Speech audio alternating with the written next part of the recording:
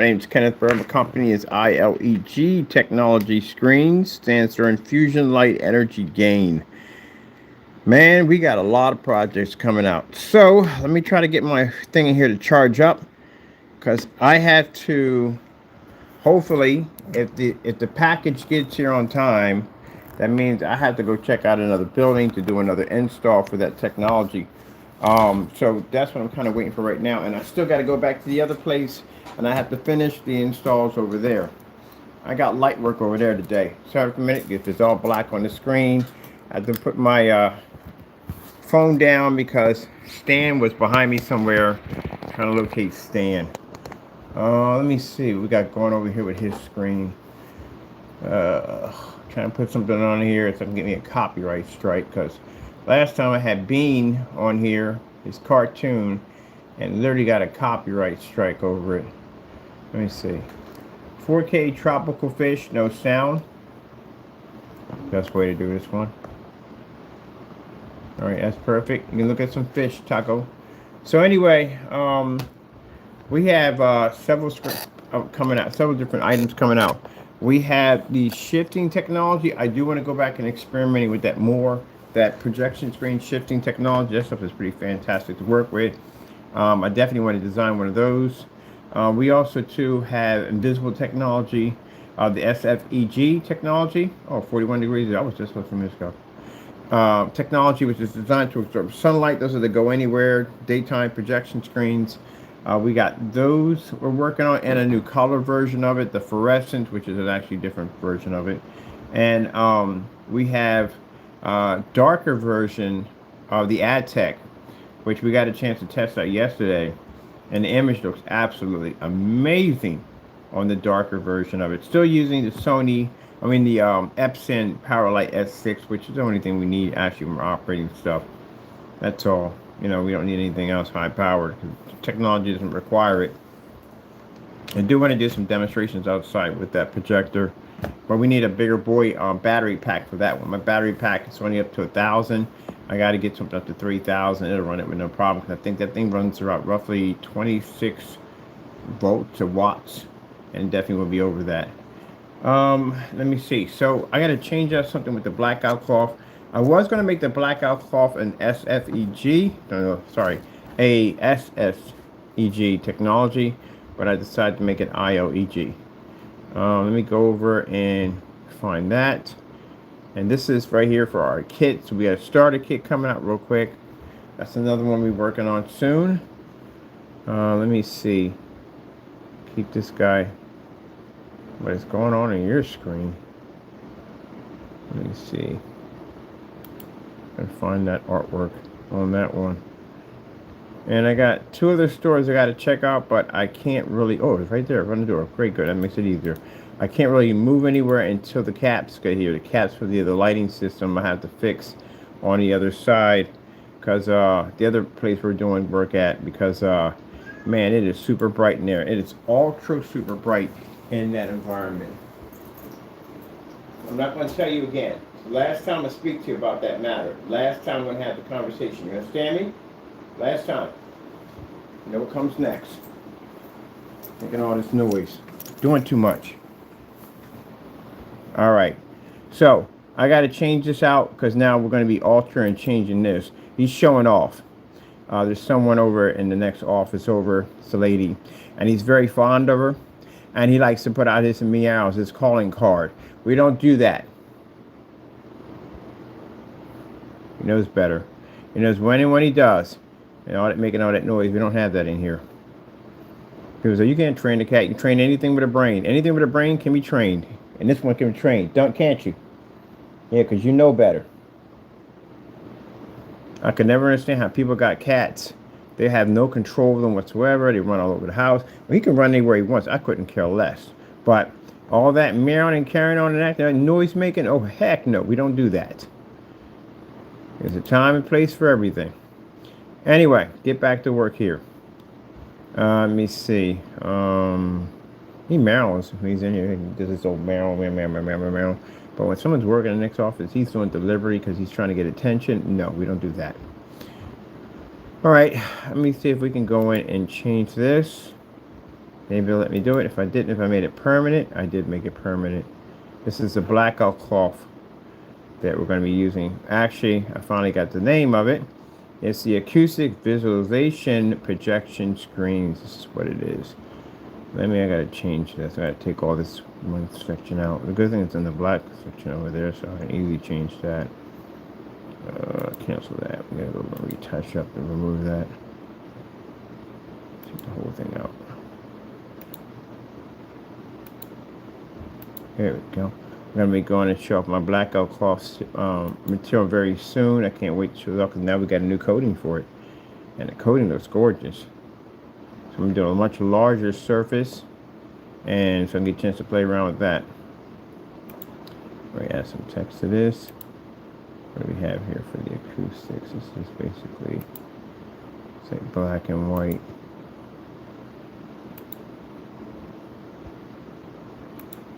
Acoustics. It's going to be an ILEG technology. ILEG. Let's see which set we did that with this.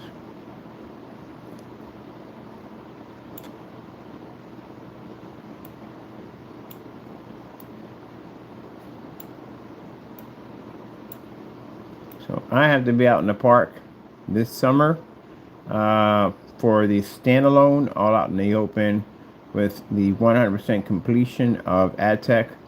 To show that up on a much larger scale, which I want to do out in the middle of the park. And then the other stuff we did was all testing. And then we want to show these off in different areas in parks. I got different areas I'm going to be renting out to show off these screens. So that's going to be fantastic. Acoustic, that's right. And then we have several other places we're going to be doing some demonstrations at. All right, I like this. Can I go save this right here? Let's save this. Oh, you might want to put blackout cloth here. I'll put down the text here. Blackout cloth. Projection, because we got. Also, I got to change on my name too. Projection screen, because I need it for my hoodies.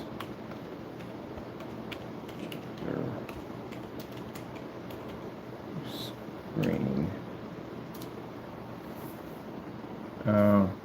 Here. Material. Projection screen material.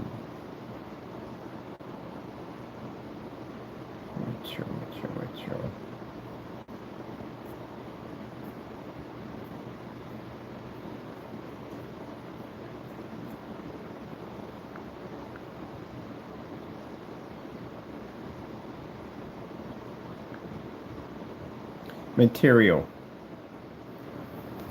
Material.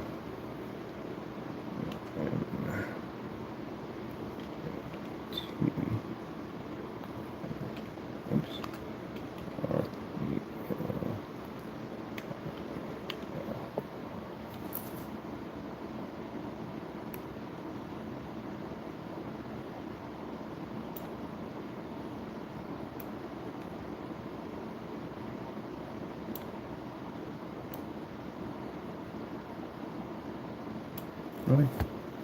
Stop my mouse and move from left to right.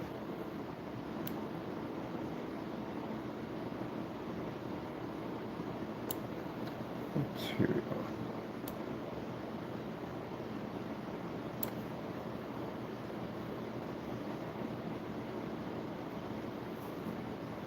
This one aside? I think this one aside.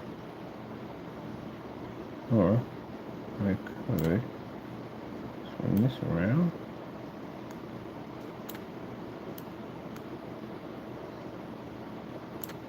Leave it like that. Projection screen material. Yeah, I think that cleans up quite nicely. Projection screen material. All right, one definitely take that. And put that right there, so that saves in there. Got a couple things I have to address on the website. And we already went in and put encryption into everything. So everything is now encrypted. Ouch. With my domain name information. So, you know, I had a problem with people lifting our artwork and trying to use it on their own page, can't do it now. If you lift anything we have, you lifted videos, whatever, everything's encrypted. So that means that you put anything on your page, all you're doing is redirecting your traffic back to us. So we went through that yesterday. We just put encryption on everything, literally. So everything has encryption in it. And all photos, pictures, all that stuff, it comes back to us. Everything comes back to us. Everything. So it's a better way of doing it this way. You can get people to advertise for us. Yep, that's what the Lord had us do. Put our encryption in everything. All pictures, everything has their encryption. It's about to be encrypted pretty soon once I put up on the page. So everything comes back to us. Material. So this is a projection screen material. Let me see from here. Save this. Put this on file. Put this in our future folder. Oopsie, stay right there, phone. Don't need you going anywhere. So I got a busy day. I get some time to get this done while waiting for the Amazon to deliver the lights that I need, the caps for the lights for the other place I'm working at. I got 2 other places I have to go through, which I might have to postpone until Monday because I don't know how long the package is going to take to get here. Amazon may show up at like 5, 6 o'clock. Who knows? I got to be here to meet. Sunday, I still got to go back over there and install that part in for them so I can get that started on their end. And then I got products I'm working on right now and upgrading on the websites. And then we got the GoDaddy page we're about to build. We got a GoDaddy website or gaming website we're about to hook up. We got a lot of stuff we got to do. Let me see.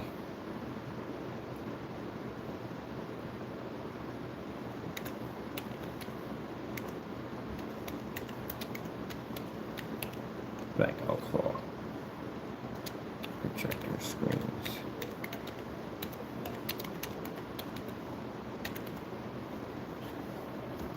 Projector screens.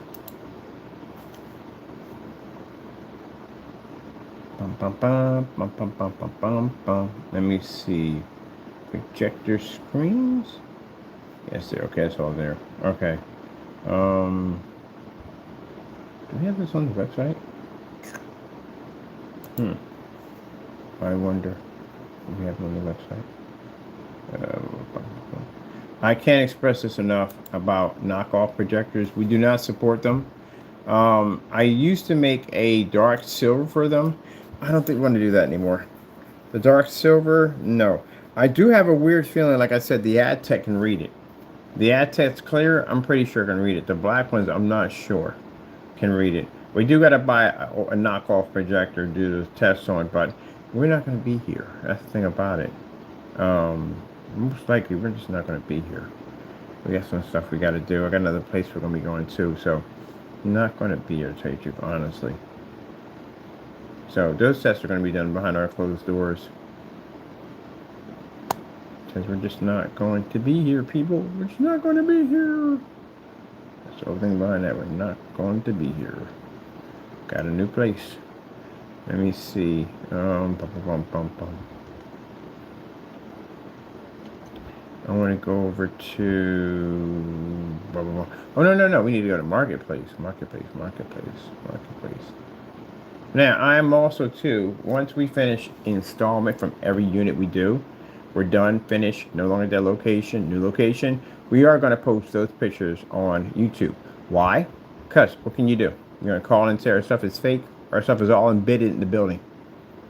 What's going to happen if they do reach out to us and say you did contact them, then we're going to give you your information. So I've actually paid a private investigator to track down those IP addresses to figure out who they belong to so we can get your information. Once we obtain your information, anybody you contact, your information will be sent to them so they can begin the process of pressing charges against you for harassing them. Any emails, anything that comes to them, and it goes directly to my people, they're going to track your information. No time at all. Trace your emails right back to your provider, figure out where it's coming from, and get your information. That's how we're going to do business from now on. So you reach out to them, we reach out to you, we send your information back to them so they can begin the process of filing charges against you. See, that's the thing about people who are online and stay anonymous, who feel they can't be found. It's a different story when you have hired people to figure out where you live at. So that way we can begin the process of allowing these companies to prosecute you. So you reach out to anybody, they're going to reach out to you. And they'll come at you with those big boy papers at the end of the day. So test, see what happens. I should give you a little fair warning real quick. Okay, but any of these places we're already done at, we're finished. We leave from there, go to another location. What do? Call and say, oh, our stuff is a scam, it doesn't work. My stuff is all over the place. It's embedded everywhere down there. So that wouldn't even do any good. It gets a chance to show off what we do at the end of the day. Puts a lot of them haters on blast, because again, they can't stand it at the end of the day. But also, too, gives out fair warning that if you do make contact in these buildings, my people will make contact with you. And when they make contact with you, yes, they are cyber private investigators. They have the authority to track your information and figure out where you are located. So that information can be given to the companies so they can begin the process of basically prosecuting you. You might as well get credit for your work, right? All right, let me see. I need to, did the walk around on this screen right here. This is when we post it. I need to go back to my site and grab, we got a page we're working on here? Whew, we didn't open up any page we're working. What are we working on last? On this. That's the Facebook page. Oh, that's we're doing advertising for that. Social media advertising. Verify your site. Did that already? Boom! Yeah, we did verification yesterday. We actually got 4 sites were already verified for our domain name. So we had to go through Bing's Webmaster Tools in order to actually obtain that information to do that. That's why I said at the end of the day, they don't explain to you everything about Wix. Wix said to you, oh, just set up a website and you're easy. Oh, no, you won't. You have to learn all this stuff, man. You have to know all this stuff. All of it. It's the only way you're going to be able to advance your company. You're going to have to learn it. You're going to need to learn it. You need to learn it. You have to know about all that. You don't have to know advanced encryption coding and all that stuff at the end of the day, but you do know how to know to submit your domain name to a webmaster application. You're going to have to know that. On top of that, it does help if you do know a little encryption. You know what I mean? Especially if you're going to write code at the end of the day. But do you need it? Is it necessary? No, not really. But you're still going to have to know all this stuff. See, the thing about it, most people set up a web page and don't even touch the search engine optimize. You won't even go near that thing. That's a shame, because it means all the traffic that could be coming to your site can't go there. And you get these people that call you up and say, hey, we can put you #1 on Google. You can do that yourself. You can literally do it yourself. It's very easy to do. It's not as hard as you think it is. It just takes a lot of work. That's all. Websites are not for lazy people. That's how it works. Websites are not for lazy people. Websites require a ton of maintenance. So you have to know how to maintenance your site. Let me see. I am going back to my page here, and I'm going to click on over here and get to my, well, we're not going to make this right now. We're not going to create a post. I'll come back to this later. We'll come back to this later. Oh, did we go back in? Are we leaving? Are we going in? Going back to our page. I have to go put my product in there. Oh, I forgot to go through the marketplace. I got to go through there and put that encryption in there, and all of those. Everything comes back to us.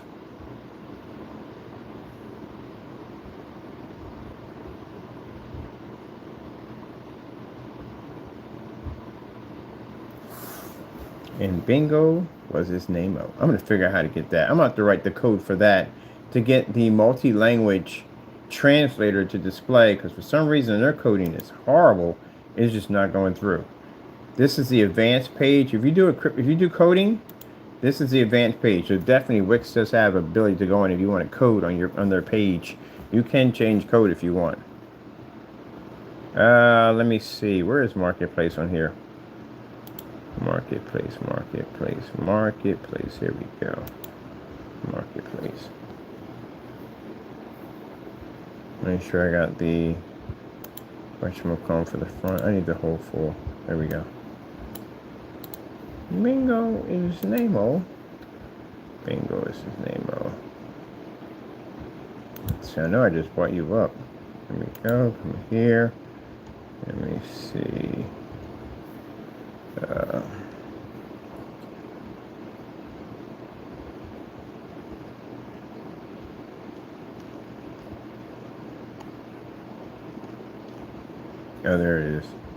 There's the kit right there. I think I did that one. Gotta put the blackout cloth in there. Did we do a specification sheet for the blackout cloth? Most likely, probably no. If I did, I probably didn't even save it. Let me see. Did I ever post this thing?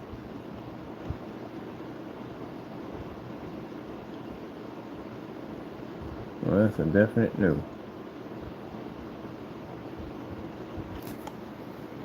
Alright, pretty much basic, simple. I got it in my head. Oh, there was an acoustic on here. What is in you?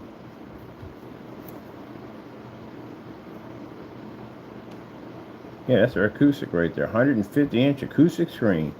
Let me see. Bum, bum, bum, bum, bum. Specification sheets. Can I use them? Yes, I can. Now, I got to basically change some stuff because the code needs to change. Let's go over here and take this whole thing. Saves me a whole lot of time. I've done this already. I've done acoustic screens. Right? But I've done so many acoustic screens. It's not even funny. I love acoustic screens. If you're using regular blackout cloth, you have missed out. Acoustic is freaking amazing, especially when you put your sound bars behind the back of it. Woo. You have no idea what you're missing. Okay, let me see. Bum, bum, bum, bum, bum, bum, bum. Let's go back. Leave out of here. Come out of here. Go back in here. Put our service number. We want to do it. I'm going to take this. I'm going to change this over. Copy this and put the acoustics in. So the acoustic blackout cloth. Most people have acoustic as luxury. It is. It's a luxury screen. It is. You're going to pay a lot of money for an acoustic screen. You go to Leak Screens, you're going to pay a lot of money. Go to freaking Vivistorm. Any company has acoustic, going to pay so much money for it. For people who know at the end of the day. Some people who don't know much about acoustic screens, it's a very expensive surface. They're not cheap. So we want to make it so that our surface is, all our blackout cloths start off with acoustic. So you know the value of it. The reason why some people don't understand our pricing at the end of the day, and they think it's expensive, go do your homework. Go do your homework and look at some of the screens that we test against, see how much money they cost. The gray screens out there, they don't do that type of testing. They can't compete with the Black Diamond. They can't compete with the DMP Supernova, Darkstar 9, Firehawk G4, G5. They can't compete with those screens. Those screens are way more superior than them.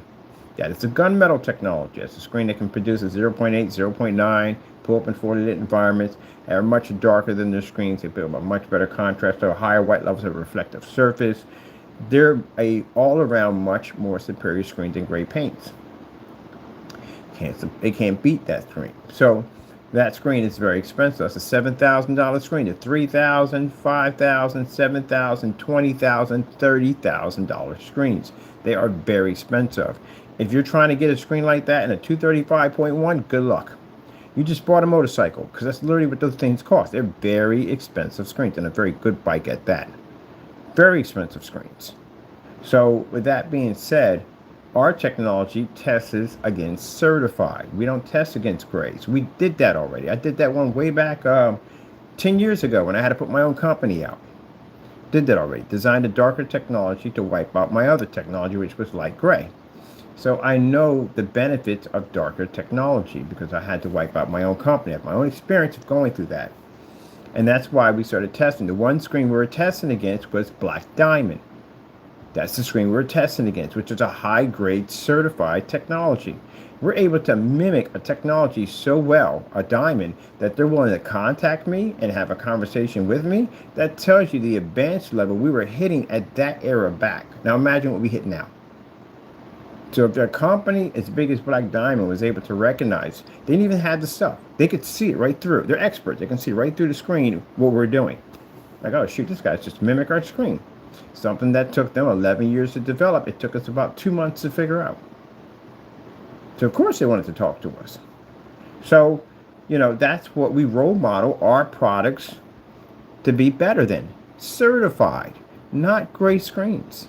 The gray screens, on the other hand, only 2 people, not the rest of them. No, they had nothing to do with it. Vox Screen has nothing to do, just those 2 people. Oh, that one person before the other ones came on. He made it about gray screens. They have nothing to do with it. Just him. Just him. There is shenanigans. It's just him. It's not the rest of them. They have nothing to do with it. They're very professional. What they do, not him. He's not professional. So he made it about that. And he tried to push a campaign that gray screens were still superior. No, they're not. You go to any form site will tell you that the best way to project on a screen, if you're using 4K or 1080p, is darker screens. Why, Fernando? I will explain to you why. Very simple. The contrast level in your projector plays better on a darker screen than it plays on a lighter screen. On a lighter screen, it would have to work so much harder to try to produce those darker shades of gray, where on a screen that's already dark, to produce a darker shade of gray would be much easier. On top of that, with darker screens, they have the ability to absorb more light. They have the ability to be able to push images in fully lit environments. Where lighter screens have issues, they have to be in dark environments or to maintain contrast and color, and do require an extensive calibrating. You understand now? Moving on. All right, so that's the reason why they advise you to do 1080p projectors and 4K. He had it completely backwards. Completely backwards. That's why he's in the dark 24/7 with a machine at $3,700, and we're over here at $60, and we can be in a fully lit room at 150 inches, even on commercial areas, and push one through a window. Because again, darker screens are far more superior. So, with that being said, we market our product after certified, not gray paints. So when people look at our product, they think, oh, we should be the same price as gray screens. We are not a gray screen technology. We're black. We're gunmetal technology. We even see-through technology. You name, we do all kinds of stuff. But our main technology is black. And it doesn't compare itself to a gray screen. It compares itself to certified. So when I'm dealing with a customer has done this homework and knows that the demonstrations we've done against these high grade screens, this screen would easily cost him $3,000, $5,000, $7,000, when we can do it at a screen size at roughly 100 inches at $300 to $5,000. And what it would cost you if you went with them, it would cost my customers under $500. So that's why they are gladly to pay for $300 to $400 for a container of our product, because we have proved our weight in gold by overpowering a screen of that magnitude. Now you understand. Now it's not saying this to my people to understand. It's that people at the other end who complain about our price. In order to get a technology like ours, you're going to have to spend some money. And that's not a lot of money, because we can get way more than that for that technology. You take out a screen of that caliber, your screen just went up a lot of money. And the fact that we took out a diamond screen, actually we matched the diamond screen, you know how much money that product was worth? A lot of money. So when you come to my site and you complain about my price isn't categorized after great products. It's not. It's categorized after certified. So when you go look at comparison of certified to mine, my screen costs less than a $5,000, $3,000, $7,000 screen. So when we get this conversation from people who come on and they go, well, how come it's not? It should be the same price. No, they don't do our testing. They don't do our demonstrations. They don't do anything our products do to begin with. They don't pick up our contrast, our color, nothing. If that's what you feel, then we have a free gray screen paint product. Make as much as you want. And it backs itself up. If anyone out there sits there and says, well, you know, no, there's a challenge on that paint. That paint has a challenge sitting on it. The challenge is just on that paint that you have to test it YouTube live against your product. And it's free. Everybody knows what's in it. So that kills all that from the door. It's free. If any person who makes great paint out there or screens and they say, well, he's threatened. Why would he threaten if I give away your products for free? If I can literally, we used to make this stuff. We were making stuff long before a lot of you had your YouTube channel. So we made this stuff. Tons of it. All different types of it. And I can show you 6 ways from Sunday how to make a gray screen that can mimic certifieds. We do it all the time. So if that's the case, then this shows that we must know what we're doing. As I showed you my track record, when I was making great paints, I was more popular than those making great paints today. My stuff was contracted. Your stuff wasn't contracted. I'm not talking about these guys back then, but they weren't. They weren't around when I was around. So with that being said, at the end of the day, which I like to use that word a lot, our products, we would know more about great paint than you would. If we were to go to court and a judge were to say who has more knowledge in great paint, who would win that one? It'd be us, because we've been here longer. We have more success in our great screen paints. We sell them for far more than what you guys sell them for now. So with that being said, that means we would know quite about great paints. And I can literally look at your demonstrations and I can tell how your stuff is made. Because I've been through an era where I've seen this stuff made over and over and over again, different types of ingredients. I've seen the same visual look over and over again, and I can look at your screen. That's how I was able to pop the top of Network Grade 773 and go, it's going to match. Did it match? It did, right? All right, then. There you go. So with that being said, yeah, I know quite a bit about that. So when I sit there and tell you that, at the end of the day, that we don't categorize stuff under gray screens, or if you come into my channel or whatever, and you feel that think that you could go someplace else. I'm not trying to be rude, but I'm not going to sell my product for 50, 60 bucks. You crazy? You know what that paint does at the end of the day? It's not going to happen. But if you're not happy with that, guess what? We have something for free. You can make as much as you want. And if anybody out there sits there and says it's not the same, just say, hey, Mr. Bird's got a challenge on this paint. If you feel like you want to basically feel a little lucky today, a little giddy, a little froggy, you want to jump, just go make the product. Do it YouTube Live. I bet you they won't do it. I bet you they won't even go near it. I bet you they won't go near it. That's why. So that tells you right there. If they won't go near it, that tells you how much money you just saved that day. So you spending $60, $70, $80, $90 for a product, you save some money. Now you make as much as you want. You don't have to worry about no delivery costs, none of that. And there you go from there. Now, as for that product next to ours, that's easy. We can take that out very easy. Because that's what we did. Like 15 years ago, I think so. We actually built a product called Digital 4K Crystal Onyx to take out gray screen paints. Well, mine, just mine, that's all. All right, upload my image right from there and from there. Now, people out here, they see the value of it. People online see the value of it, but we got a lot of people out here because they got nothing but white screens out here, and every single person's got this washed out, poor, bland looking image. You can't even see right. The contrast is poor, all that stuff. Yeah, it doesn't work at all. We come out here and we change that game on that automatic from the door. No expensive projectors required, no calibrating, none of that stuff, no inky high projectors to try to get the contrast to read better, and they don't need none of that. As a matter of fact, our installments, and the reason why we don't require high and expensive projectors, we can afford to give away projectors for free with installments. The Chrissy that I gave away was 50 bucks. That's all it cost me for that projector, was $50. I just got another one for $35. So that's nothing right there. We don't pay for anything. The projectors are cheap. The one I just did on the window display, that's the Epson over there. That cost $16.25. I bought another one of those for $20. We don't need HDMI. We don't need 4K. We don't need any of that stuff. That screen boop, pops up. That's beautiful. And we got a new technology over there. That's the coating we have now that we're going to be coating onto fabric for our new acoustic screens right here. And you see what that stuff looks like. That stuff is gorgeous. And mind you, we did that whole demonstration on $16.25. Now let me go with this right here. I'm taking that right there. That's right there. And I'm going to take off all of this. So our demonstrations require no expensive projectors, so advanced that we can give you the projectors ourselves. You don't need all that.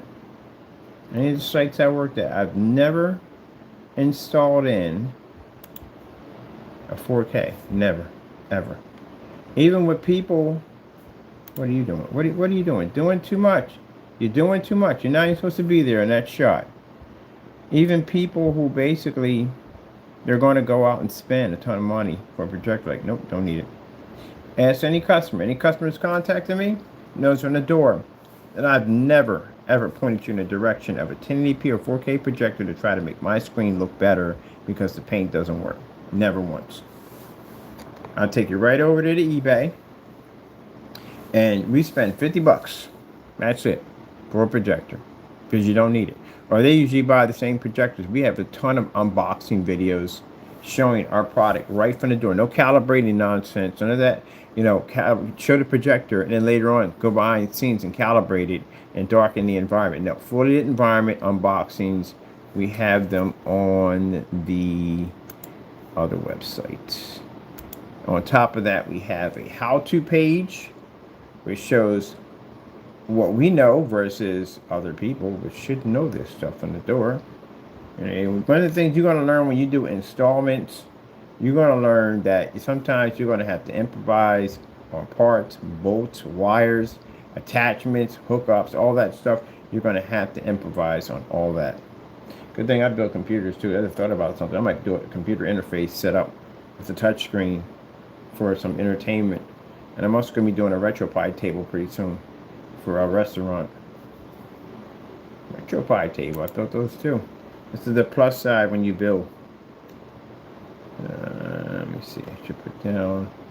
I want info. Oops. Get info.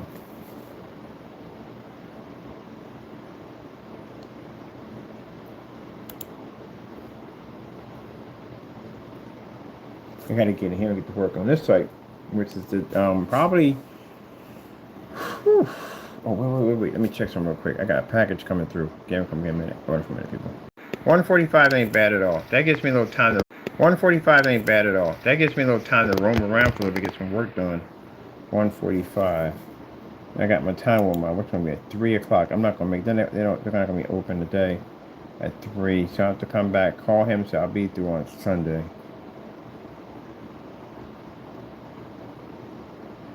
1:45 on top of that. Okay.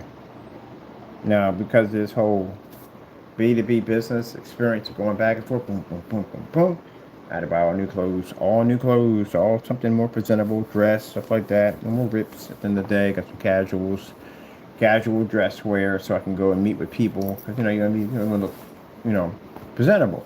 And then I got my other gear that I wear, where when I do my installs. I got my shirts gonna be made pretty soon, hoodies with the QR codes and all that stuff. I actually have a QR code. I have a QR code on my business cards. I got one made through Vistaprint.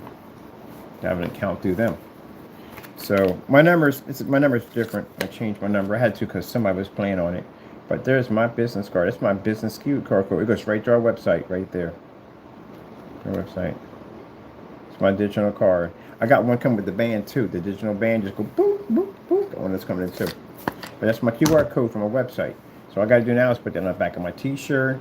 I'm getting my whole t-shirts, hoodies, hats, all that stuff made. So when I go on site, people can see my company. And for each screen we put in, we put our plaque in, which they're cool with it. Put our plaque in. How do you get information about this screen? Click on it, right to the website.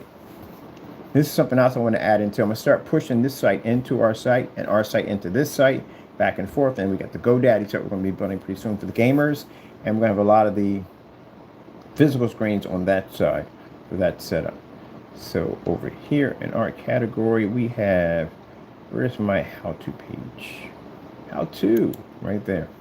The how-to page on anything that you want to know how to fix up, design, build, whatever, when it comes to your projection setups. Levitating screens, even building screens straight from scratch. This is important. People think at the end of the day, you're going to be sitting around mixing some paints. Oh, heck no. Got to know the business part about this, too. Got to know about those DBAs, EIN numbers, business licenses, or LLC, and all that stuff. And know how to fill your paperwork out correctly. You got to get a good accountant, a good tax attorney, all that stuff. So right here, build a screen right from scratch. Easy to do. If people are afraid to build screens, sometimes it can be overwhelming. Trust me, I know, because I started off that way. It's very overwhelming. I built multiple screens, acoustic screens, talking about the racket of all these brackets. What different types of brackets, what do they do, what they're fantastic for, how to build a screen without the framed support beams, which is needed for acoustic screens. Acoustic screens don't have these lines in the middle at all, period. Near to rear projections don't have them either. Because acoustic screens, if you have LED lighting behind the back of them, you will see the frame. The frame will pop up. So you don't want anything popping up. Suspension screens, use spring support system. This is fantastic when you're outside. Now outside, if you're using a spring support system, there's a type of screen you have to use. You cannot use a regular screen because when the wind hits that, it's going to be bouncing it all over the place. You have to know all this stuff.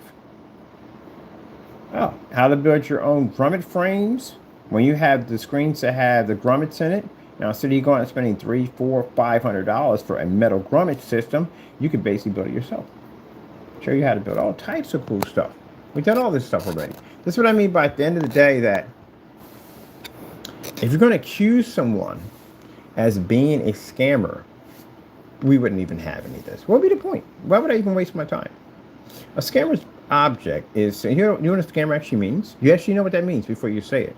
It's a word that costs you a lot of money. I tell you, if you point it in the wrong direction, it can cost you a lot of money. But a person who scams is not going to take the time and effort to build or design anything. Quick, fast products. That's what they're going to make. Nothing with any testing behind it. Nothing they can't stand up in a court of law because they know the product is fraudulent. They will never walk into a facility and basically produce an image. And I've seen in his videos where he talked about calibrating. Why are we talking about calibrating when the environment is dark? That's not the place to calibrate. Calibrating is fully lit environment. This is where your screen is going to take on the most damage, the biggest hits. That's when you want to do calibrating in there. We don't calibrate at all because we don't require it. But, you know, certain things like that. When you're turning out lights in the environment, this is bad. Unless you have like super crazy high power lighting in there, abnormal lighting, like we see in the restaurant. Like I'm sitting there like, why is it so bright in here? It's because whoever did the lighting system in there did not put dimmers in. They didn't put nothing in. And you can't have customers sitting under high, intense lighting while they're trying to eat. Some people get migraines, headaches, all type of stuff. So restaurants are designed with a more like a mood and setting environment. Now, if you're working in schools and stuff like that, we've done that already. We're at the Karen place, they got a school in there. We put a screen up there, ultra short throw, long throw, no problem whatsoever. But in that area, he wants it to be a little bit more, the setting to be a little more beautiful in there. More soft tone in there. So I'm helping him out with that. That's why it pays to know about lighting and all that stuff. So if that company wants a little bit extra, like, hey, look, you know, do you know anything about this? This will save me some money. I'll pay you extra. Oh, yeah, we know about that. I got you. Very important to know all this stuff. How to build a standalone motorized projection screen setup that combines 100-inch to 120-inch. Built one over there. Showed you how to do it from scratch. How to build a screen with your own speaker system built into it. I used to work for Tweeters when I was young, and I learned how to build my own speakers and with transistors and amps and all that stuff with delay switches and all that stuff. I can build my own speakers and install them into my system, my own surround bars and all that stuff like that. How the proper way of painting a fixed frame screen. I've seen so many people butcher this one. It's not even funny. Not even funny. How to paint screens out of styrofoam. Now, Rogers came on there and made a statement like, well, you know, you wouldn't paint styrofoam. Again, this is where it pays to be educated and not say things out of your mouth at the end of the day that you don't know much about. That's not regular styrofoam. That's what you call insulation styrofoam. Now, if you've been to Home Depot or Lowe's and you see the difference between insulation styrofoam and the styrofoam that you get in boxes, it's different. The one you have in boxes has all the nooks and crannies in it. Insulation is smooth. Comes in seafoam green, it comes in purple and white. Different type of styrofoam. Over here we have more fixed frame screens. How to paint a motorized projection screen. This one's different. This is actually tension. It's a tension motorized projection screen. My product is so easy to apply. I did it with one hand while holding the phone. How to paint a bed sheet. Yeah, right there. So instead of you going out and buying Carl's blackout cloth, which I used to do, it cost me like maybe between $40 if it was folded, $80 if it was on a roll. I went and made a bed sheet, turned it into a projection screen right over there. See all the cool stuff you can do. I did a wraparound screen that was made out of cardboard boxes. It was a curved screen made out of not postal boxes. It was used what boxes were they used for? Oh, our shipping boxes from Home Depot.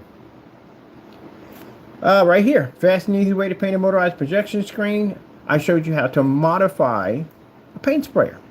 So the paint sprayers you have the 250. The 250s are more usually the 250s and 150s. Those are like the stain sprayers. The stain sprayers are fantastic because they give out this really extra fine mist. Gives it a nice coating. It's smooth. Or if you use the big boys like the 590s, the 590s on the other hand have these big nozzles and they shoot out a ton of paint. And if you know what you're doing, you can put splat marks all over your screen. So how do you get the perfect paint job? You take the compressor. I had a bunch of these paint sprayers laying around. You take the compressor from the 590, which is a much bigger compressor, and you hook that on the nozzle and cup for the stain sprayer. That gives you the power, and also gives you that extra fine spray that comes out at the same time. Fantastic modification for a paint sprayer. Did that in a demonstration. More demonstrations showing you how to do paint sprayers. There's a demonstration here, never a demonstration here, showing you how to use paint sprayers. Best way to do, easy, fun, not hard to do. Don't be intimidated at all whatsoever. I've seen people come on there and they use the hose and the compressor and all that. You're doing that because you want to make it sound like your screen's really complicated. But again, you're just making it complicated for the customer, because the customer's going to think at the end of the day, maybe I have to have that set up to apply the screening correctly. No, you don't. Just use a regular sprayer. You're done. That's it. How to paint a 150-inch screen at 32 ounces. How do we know our screen paint at 32 ounces can paint a 150-inch screen? We did it right there. It's called paint down. So a paint down demonstration, you have to show that not only can you paint it in, you got to go in sloppy, which means the average customer is not going to paint it like you. They're going to paint it like them, which means their first time painting or second time painting, they're going to use a lot of paint. It's going to be sloppy. It's not going to be sloppy, but you know, they're going to go heavy on it. And that's what you show. Even if you go heavy, you still got enough paint left over. You have to have that much left in the container by the time you complete the screen.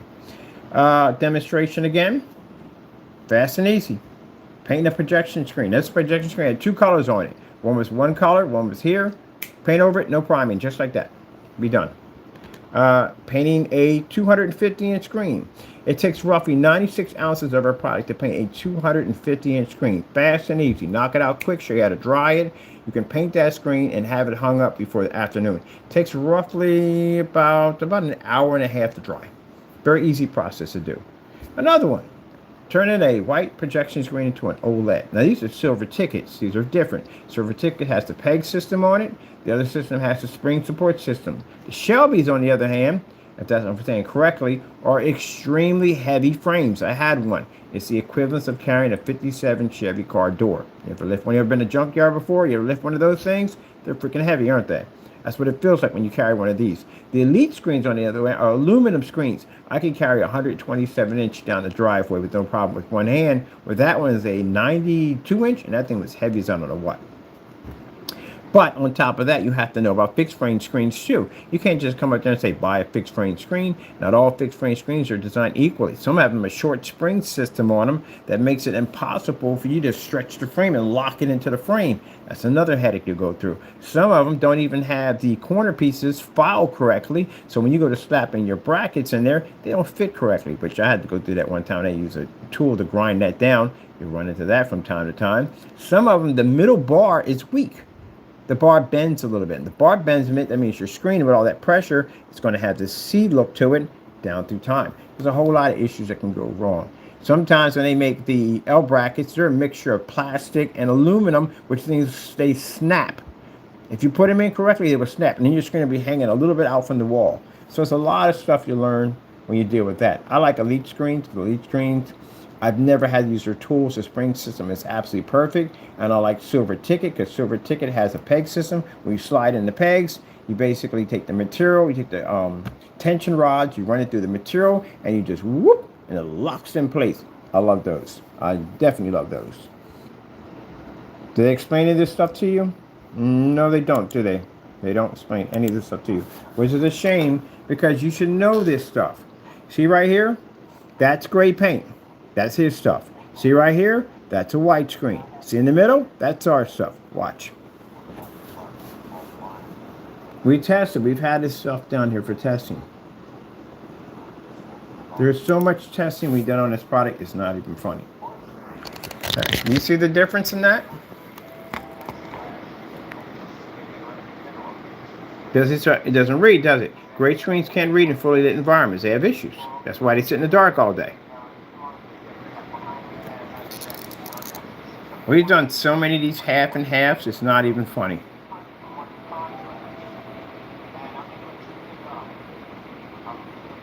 So that means that screen right there, which is a Supreme 7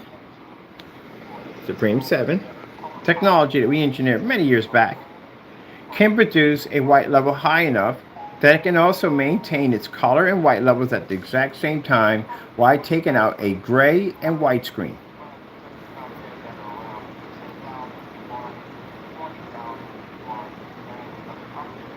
Now, I hate to bring this up, but those of you that are going to court over this, it's not going to go well for you, as I told you before. You're going to lose this case. You're not going to win it in any way whatsoever. If you get an attorney to reach out to me, I will bring him up here. He's more than welcome to come up and see the product for himself. I guarantee you, and I'm sorry to say this, but it's true, he will drop your case. You're not going to win it. The technology's tested, it works. We have had it. Right now, I got it basically showing up in another place right now.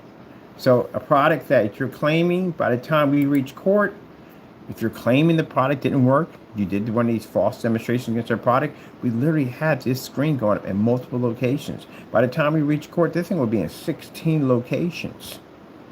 Now, it's going to be hard to try to prove in court that a screen that you claim doesn't work when we have it in locations. The judge can go down, anyone can go down and see it. It's right there. I bet you a lot of these places, Valentine's a little knit community. I guarantee you that anyone from the courts has probably been in a few of these restaurants who are going to have screens installed in. You're just not going to win these cases at all, period. And on top of that, we can have you paint it up in the courtroom. You can do the paint job, give you the can container, and you paint it down, and then we'll take your image that you claim our product was and blow it up in big teleprompts so everybody can see it right there on this big screen and see if you'll match the same thing. Because that's what we're going to request for you to do. They're going to request you to mimic the same thing that you posted on your channel. And if you don't do this correctly, I'm just saying, you're going to be sued for $1 million. And if we show that you did multiple demonstrations with the intention of trying to hurt our company's name, we're going to file criminal charges. From there, and we're going to push for federal, because we know we can get 20 years in federal. That's why I said, you're better off just, for those who haven't got caught up in this nonsense, and you don't have to worry about this mess, if you don't like the product, then just say you don't like it, that's all. But when you want to do stuff like mixing black paint, doing repeated demonstrations, lying on camera, calling us scammers and rip-off artists, this is going to be a life-changing situation, financially and mentally and physically at the end of the day. And for people say physically, you go to the prison system, you understand that whole term of physically. Not even worth it. So yeah, we do all this. We done tests, just about everything you can possibly think of. This is another one I did. I did a black, gray, and white screen, same one we did here. Now let's get down here. Motorized projection screens. We've done all types of testing here. Ambient light environments, all that stuff. We have to do all this. All this testing is required. All this is required. But most of them, we have a lot of stuff in the shade to build some pretty cool stuff. I'm going to be adding some stuff in here to this page. We also have a page on here called Trash Projectors. Going to be doing this one pretty soon too. This is a page we put in a long time ago. This is to talk about knockoff projectors. Stay away from them. We don't support these things in any way whatsoever. So if you go to our list, we have a list of projectors we do support. If you don't see your projector there, we don't support it. Now, I'm still on the fence and waiting here about the new technology we developed. The new technology may read those projectors. I don't see why it wouldn't. I honestly don't see why I wouldn't have an issue with it at all, period. So I got to do some tests on that first. If this thing does what I think it does and it's able to read those machines, then those of you who have Valvo and WeMax projectors, there is a lot of hope for you. Because, we will physically have a black screen that can literally read your projector. Now, for people at the end of the day who bought those projectors, like I said, they bought it through the hype of these companies telling them that these projectors were going to do all this stuff, and then when they got it, they had some really difficult time returning these machines. I've talked to people about really hard time returning machines because, different policies and return policies and stuff like that they had to go through. Complete headache. So a lot of them already bought the machine, like that movie Go, where I think it's called. I got one of them on here, like literally it's not, it's a horrible projector. It is. It's a really bad projector. I know people sit there and say, no, they're bad projectors. They definitely are. If you notice, when you watch the demonstration on these machines, they're all white and gray screens. Every single one of them. If you're on the worst screen you want to put a projector on, why aren't they on gunmetal screens? How come you don't see Black Diamond or any one of these big companies showcasing any one of those projectors in any of their demonstrations? Because even they know the projectors are junk. You never seen Black Diamond go, here's a Valvo projector next to our Black Diamond. You never see that. Elite Screen next to our, never see that.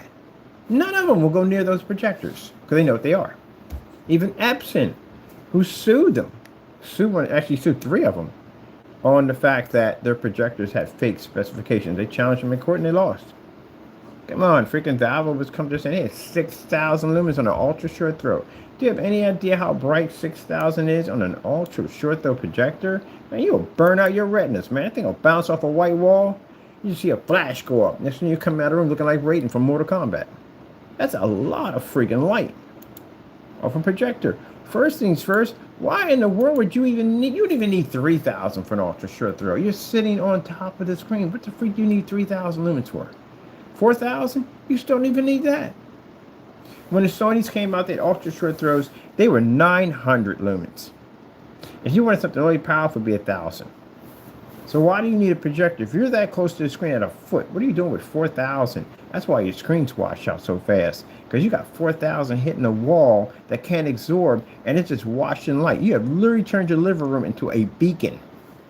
Where do you think the light's going to go at? It can't absorb. It's going to bounce off the walls and ceiling. Your outside of your house is going to look like The Exorcist. When not The Exorcist, the Poltergeist. When the house folded up, you see lights pushing off all the corners and stuff. The inside of your house, like, what the freak are they watching in there?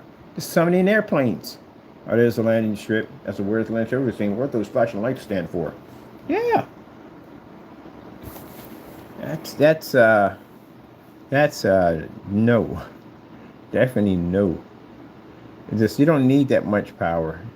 You're right on top of the screen. You don't need that much power. That type of projector at 4,000 and up and all that, that's required for long throw. Because the long throw would need that. That's why venue projectors have such heavy amounts of lumen. They don't have, there's no way in the world you're starting off with 30,000 lumens and ending with 30,000. That's impossible. Your stuff's going to get eaten up in the environment. The venue projectors are used in really, really hostile environments that have tons of light in there. So they're required. So they know if I'm at 30 feet back, screen's roughly over there. Screen requires a minimum of 2,000 in gain in order to pull an image. You can see something off of it. It might not be all that great, but you can see something off of it. So you need a minimum of 2,000. So you got 30,000 on your projector, and you got to travel roughly around 20 feet across an environment that has a ton of windows. Got to calculate that. The lighting in the ceiling, which is probably about what? Anywhere between 6,000 lumens per lamp up there waiting for you. You got to go through a sea of that. So how many lumens will you have left by the time you transfer from A to B? So roughly, if you're lucky, you probably would walk off with maybe out of all that's going on with the huge massive windows pushing back and forth, you're probably going to walk off with maybe, lucky if you get maybe 6,000 lumens out of 30. That gets eaten up quick in that environment. God forbid if you're outside in sunlight, that's even worse. And we did it at 300. So at 30,000 lumens or 20,000 lumens, you ain't going to have much by the time you make contact with the screen. It's going to get ripped up pretty bad. So by the time you hit the screen, if you have 6,000 hits the screen, then you're good. But still, the problem you run into, because your screen's the light screen or gray screen, it doesn't absorb. And it means your contrast levels will suffer, your color levels are going to suffer. So you have this bland, washed out image. Now, image improves once you turn the lights out, because now you don't have the lights inflicting the screen. You cover up the windows. That cuts down on that. And now your lumen count actually jumps on your projector, because now you're not losing it due to the lighting in the environment. But black screens don't have that issue. Black screens, you could fire an image from one end to the next. It'll make contact. The screen will absorb, because not only is it absorbing the light from the projector, but it's absorbing the environment at the same time. But you have to know what you're doing with black technology, because black screens generally have hard issues of generating in fully lit environments, especially when the screen is trying to generate a white level with a screen that produces a high black level. So that's where testing comes in. That's why I said, for people making these comments, you have any idea what you've gotten yourself into? The minute you take that money from someone, you're going to have to know your stuff. And if you don't know your stuff, you're in a lot of trouble. You're going to mess up your reputation. You'll send that money back, which again, we went through. We had people send money back to us because they didn't know what they were doing. So that's the reason why the longer throw projectors have these massive lumen counts. I don't know why in the world would you have an ultra short throw with a 4,000 lumen count, the same thing as a long throw would have. I don't know why. You have a shorter distance throw. You're a foot away from a screen. So if you got 6,000 lumens at a foot from a screen, how many lumens you think you're losing from A to B? Nothing. at all. You're losing absolutely nothing because you're right on top of the screen. So why in the world are you in the dark with a machine like that? Yep, I ask that question all the time at forum sites. Why do you have a projector at 6,000 lumens, 5,000 lumens, 3,000 lumens, and you are a foot from a screen at 3,000 lumens? Why are your lights off? Why? Because the screen can't absorb, and the screen's turnaround is producing so much of a high, the white level, the lumen count that's in the screen is washing your screen out. That's why your colors are washed out. That's why you have to be in a darker environment in order to produce better color and contrast. It's simple. They realized it when they turned the lights on, of course, off camera. On camera, they just make the environment look like it's well lit when actually it's dark. They try to make up for the fact that the screen can't absorb or produce color or contrast. But there's no way in the world you would need that much power for an ultra short throw. That's not even necessary. Right up on top of the screen. You don't need it. Venue? Yeah, you would definitely have to use that at the end of the day. You would need that. Definitely need that.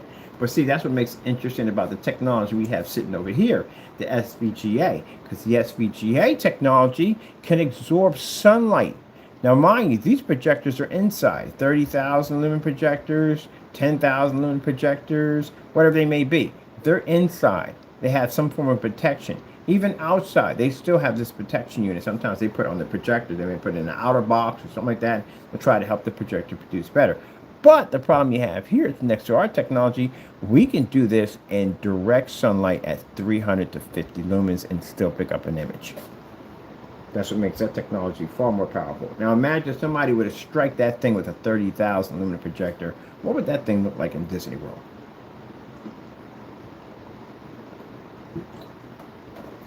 There you go. Yep. Easy. And much more cheaper than an LED. Because an LED, at the end of the day, have limitations, and they do. They have pixel issues, they have burnout issues, they have all types of issues. They do. And they're very expensive. A screen like that, if you want a good size one, roughly about 180 inches, maybe about $190,000. They're very expensive. So this technology can easily replace it. This technology is submersible, which means you can drop these things underwater and push images to them. You ain't doing that with no LED. You would damage the daylights out of that thing. Somebody came back and said, but that's all submersible. No. Those are the LED that they use for customized pools, jacuzzis. Those are submersible, not the actual screen itself. You would damage it. Are they rear projection? No, because they don't require to be rear projection. But people say, well, what's the point of having a projection screen? You would have to have this projector in the front. No, technology here is rear projection, which means you can put a projector behind it. It works just like a TV. You can also run ultra short too if you don't have the distance throw.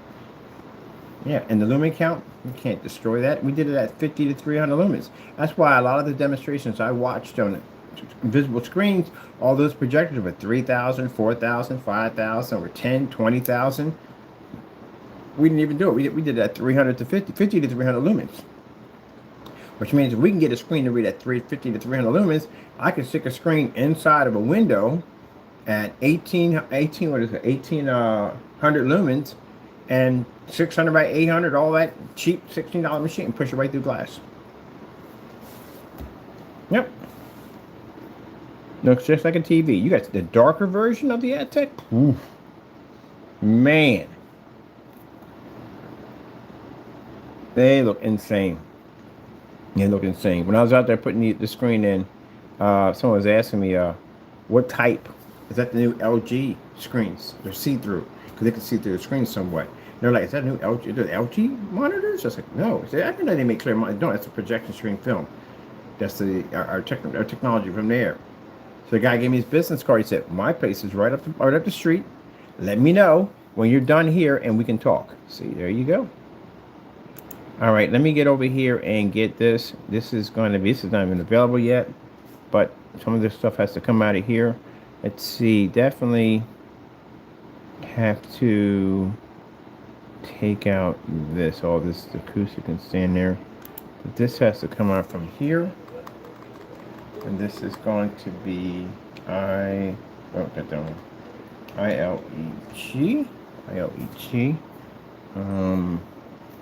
What's this thing called? Let me see.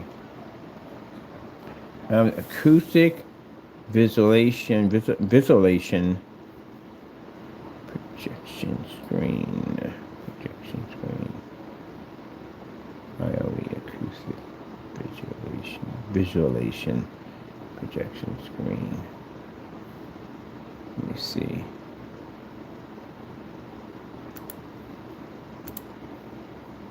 Let me see.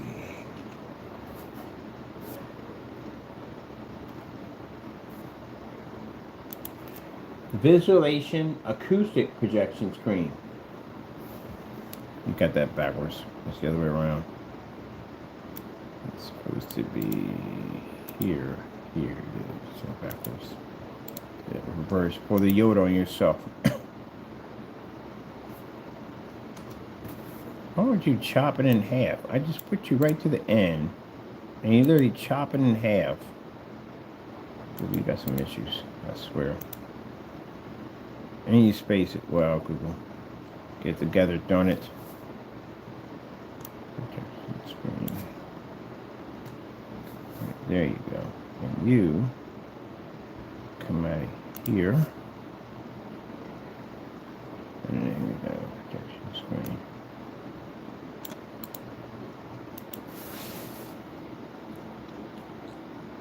That's basically about it. That's pretty much it. Let's see. Let me take this out and put you in here.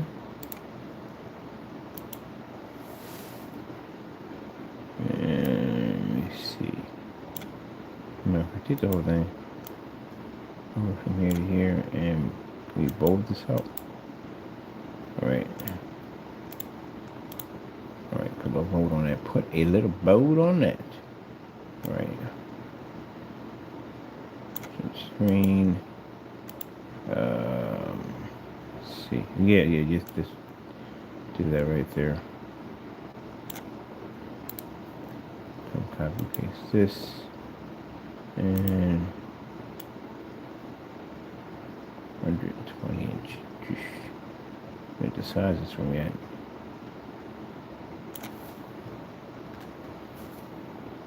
Take this off the copy up here and in. Space. Paste.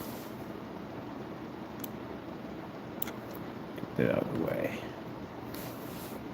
And another one out of the way. Nope. Whoops. Really? Hit your keyboard, Ken. Let's start off with this one at 100 inches. 100 inches. 100 inches.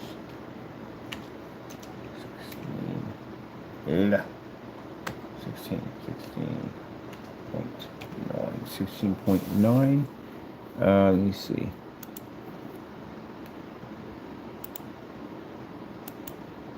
Elite Screens, acoustic, 100 inch. Acoustics, 100 inch. Let's see if the price dropped from last time I seen this one.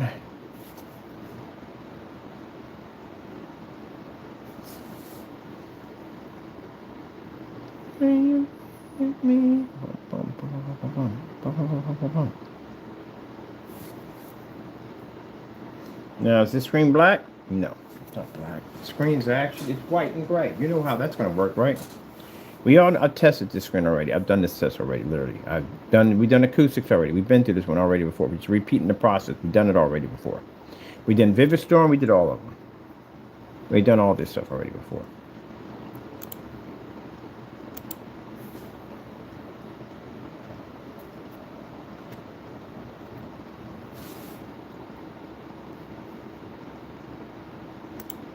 Acoustic projection screens.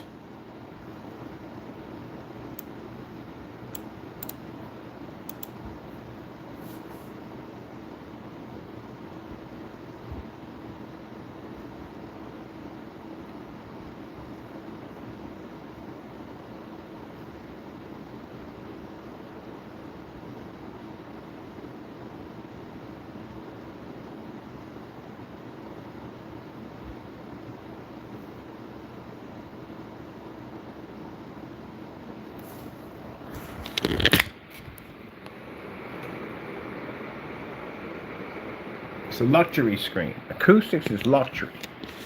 So when you see acoustic, it's different from a blackout cloth surface. It's a luxury projection screen.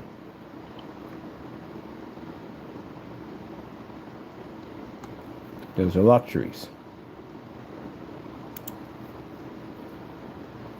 So I say that people already know, they know already. It's not for you. When I say that, that's not for you. People who are learning about acoustic, yeah, it's a luxury screen. For other people at the end of the day who sit there and go at the end of the day, well, it didn't cost that much. Again, luxury screen. It's a luxury screen, that's what it is. So go look one up. They're costly, they cost money, and they don't come in black. So guess what that means at the end of the day? Your projector is going to cost you a lot of money to fix that. So you're going to be about $3,000-$4,000 in the hole, and a projector set up to fix it. Because the more money you spend on your contrast, well, you're not picking up black, but whatever it is you get, it's just whatever it is you get. I can just put it that way. That's pretty much all I can sum it up to. You're not getting 100% black. That's not going to happen. That's a fluorescence sensor. I mean, sense something. We got that technology coming in pretty soon. But yeah, it's not going to happen. But I see black. No. Not even close. Not even in the ballpark. You're not even in the concession stand. You're not even in the parking lot. You're home. That's where you're at. But you're not anywhere near the ballpark. That's not going to happen. See this? This is all acoustic technology. This is our stuff. Acoustic. There's another acoustic right there. There's acoustic right there. We have at 100. That's my acoustic stream right there. See in the floor lit environment? See on the ultra short throw projector? Floor lit environment. That's a 150-inch acoustic surface. Let's stand that right here.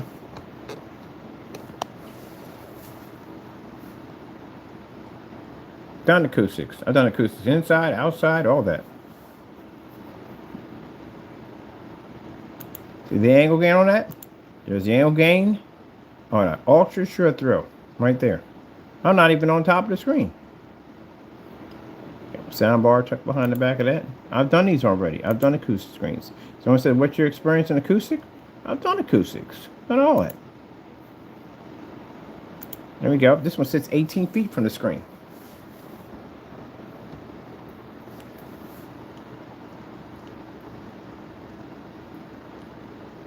Then we had the house up in Upper Darby.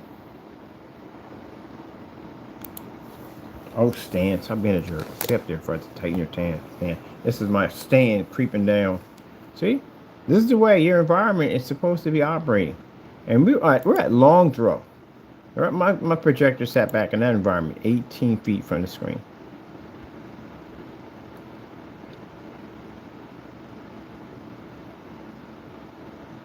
Custom built frames, the ones I showed you in the demonstration. There's an acoustic screen just hanging up. Playing Pac-Man. All lights on, fully lit environment. You should never be in the dark with an acoustic screen. Why are you in the dark? You know why? Because light feeds back and forth through that screen. It washes them out even faster. Our technology doesn't have that issue.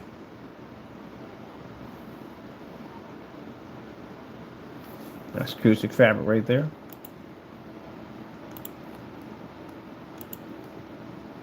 We have dedicated theater room. And people sit there and say, that's why I said the other one, he sat there and said on camera. Sorry to bring you up, buddy, but it's true. You sit on camera at your body works in a dedicated theater room. No, I don't. I built one. There's right there. I built a dedicated theater room. Converted the entire room to black. It's coated in our technology, except for the floor. It's coated in special floor paint, so it doesn't scratch or scuff or nothing like whatsoever. But yeah, I built one. That was an acoustic screen set up in there. So I remember when he sat there and said that my product works and dedicated. I said, no, it doesn't. It's working dedicated. You can't read a contrast level. How would that even work? It doesn't work in there.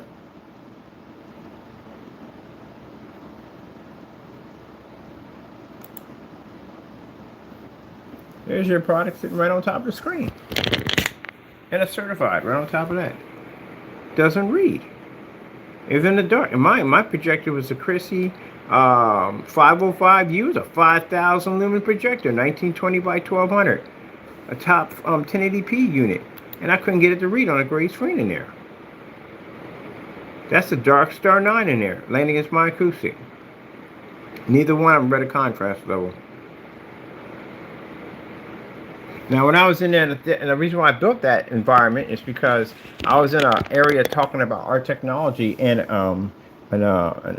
dedicated setups. And the guy was like, "You can't be in here." And I said, "Why can't I be in here?" He said, "You can't be in here due to the fact that you don't have a dedicated setup. Build one first." So I built one. Now here, right here, while I walk across the screen, right there, see how the stars pulled up on my shirt? Just get your lawsuit real quick. I'm gonna show how fast and get sued by our company. I'm gonna show you. You see that when I walk across with the shirt on?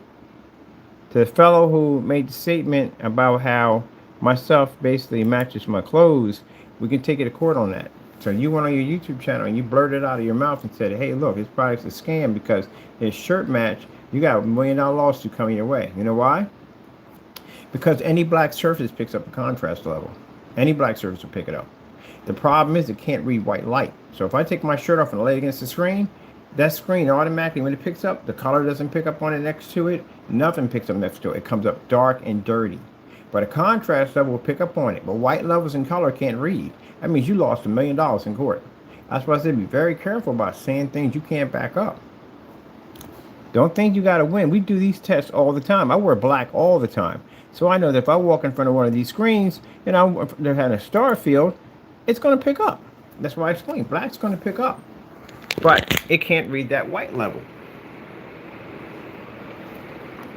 So they catch you in one of these making this statement. I'm sure enough, you're going to get documents being sent to your front door saying, "Hey, look, we're going to file a lawsuit against you because you made a statement on your YouTube channel that you shouldn't have made." That's why we have all that testing done. We can back ourselves up in court. Or if someone decides to take us to court, we can back ourselves in court. That's why I did the demonstration on the screen. When you see me put my pants up there on my shirt, and the guy came in and made this statement saying, "Oh, he's a hack at the end of the day. He's nothing more than a scammer who puts a t-shirt and pants up there." Buddy, you didn't understand. I sent you a link. And the link shows a black versus black demonstration. So that testing we did, paints, fabrics, films, all that testing we did, right? The reason why I did that demonstration, and I made it very clear in the video, is because someone saw us walk in front of a screen and to show you that it doesn't match. But you turned around and took the video and said that I do poor demonstrations, and that's why we're suing you for $5 million. You used my company's name without permission, which you did. We have your YouTube channel and your information. You used my name without permission. The guy did the Hey Bear. Without permission, you made your YouTube channel the name of my company. You called me a scammer and rip-off artist.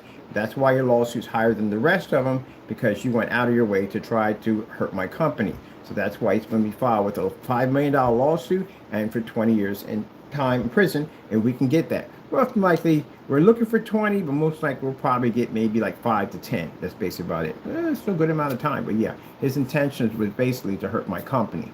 And you clearly know that when I did the demonstration, I backed up my product. I went out and I showed my pants and stuff didn't match, as I always do, because you guys keep coming back with this same old dumb nonsense over and over and over again. And that's what I did. I backed my product up. And you didn't like it that I was able to back it up, and you decided to take my video and slander me. So, I'm going to have to pay our company $5 million now. If you can't back up in court with the statements that you made about my product being this, that, and the other, it's going to cost you. And if he sits back and says, "Well, nobody," oh, we know. You know your IP address. I warn you about the IP address login. Very dangerous. Easy way. Very easy way to get yourself your information traced back to your provider. I had a conversation with somebody in the room about that. We're talking about it. And the guy was like, yeah, he said he caught 3 people. His company caught 3 people through their IP address logins. They were able to track where they live at to sue them. Companies are using this technology now. This is an easy way to track down people that are online that are abusing their company. I'm not the only one that goes through this. A lot of companies go through false unboxing and all that stuff, or YouTubers or prankers, or try to make a little fame or money off their company's name, and they'll do dirty stuff to the company. Like the one guy got on there, and I don't know why he even did that. He did a demonstration. It was AI, where this rat falls into this batter and turns into like a, I don't know, chicken McNugget. You know, it's virtually impossible, right? You might have seen it before. And he gets in his car and he mentions these companies' names. He says Chick-fil-A, McDonald's, all that. Don't eat from these places. This is what really happens there. He got sued. damage your company's name like that.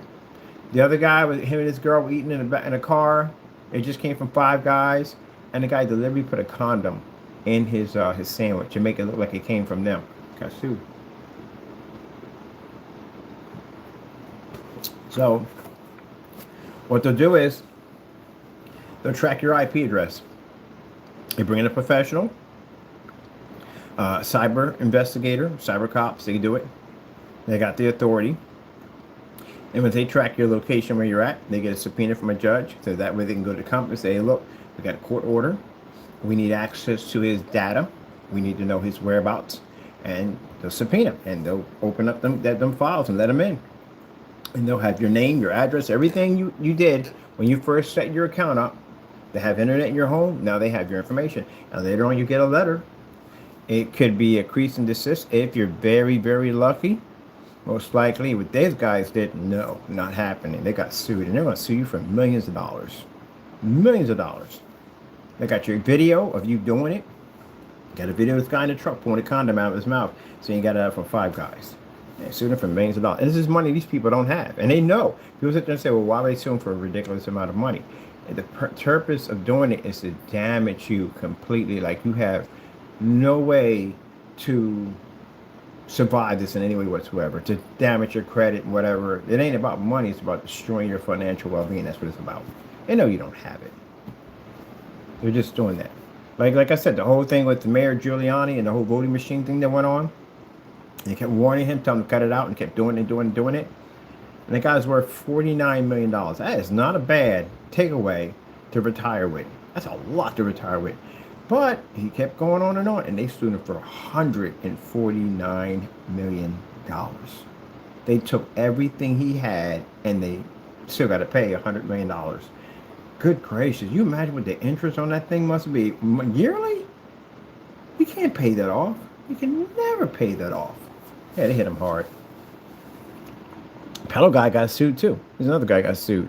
They sued him. He's bankrupt. He is bankrupt.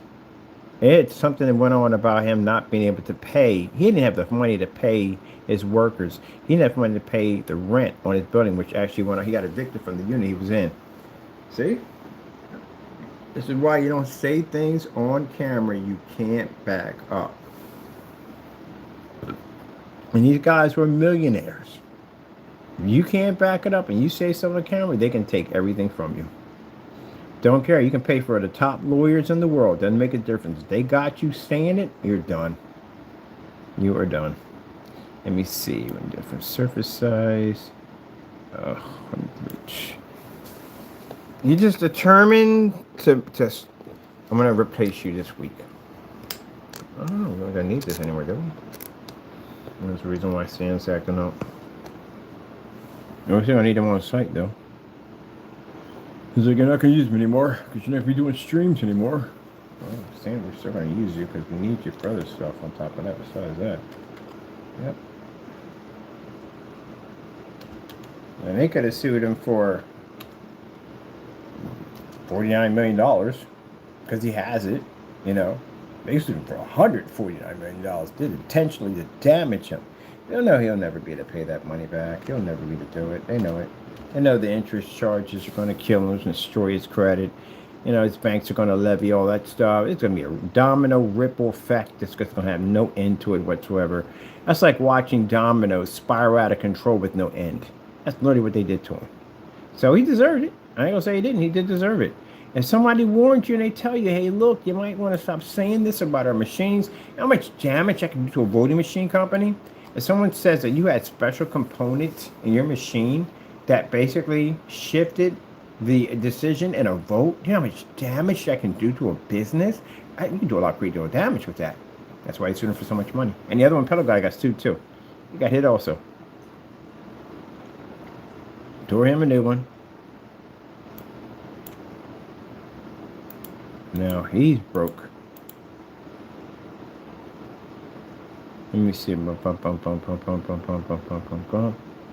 that's why a lot of people don't realize that some people think rich people at the end of the day, not saying all of them, but some of them don't. People think at the end of the day they have that money on hand. No, they don't. They don't got that money on hand.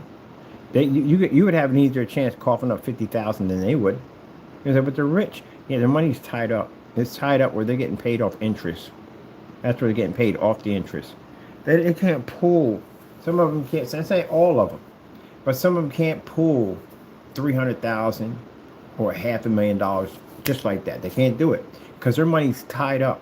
It's tied up in investments where they're getting paid dividends. And they can live off the dividends very, very, very nicely. But if they were to pull those dividends prematurely, they'll be penalized. They will lose so much money in that. So when you see people in movies where they kidnap somebody and they want ransom, and they're asking for something like $100 and they're like, I can't get that kind of money. You crazy? I don't even have that kind of money on me. Like, how do you not have that kind? This is how you know how some people don't crack books. How do you not have that type of money on you? You worth millions of dollars. No, it's tied up in investments like art, real estate, stuff like that. It's tied up. He's getting paid off the dividends. That's what he's getting paid.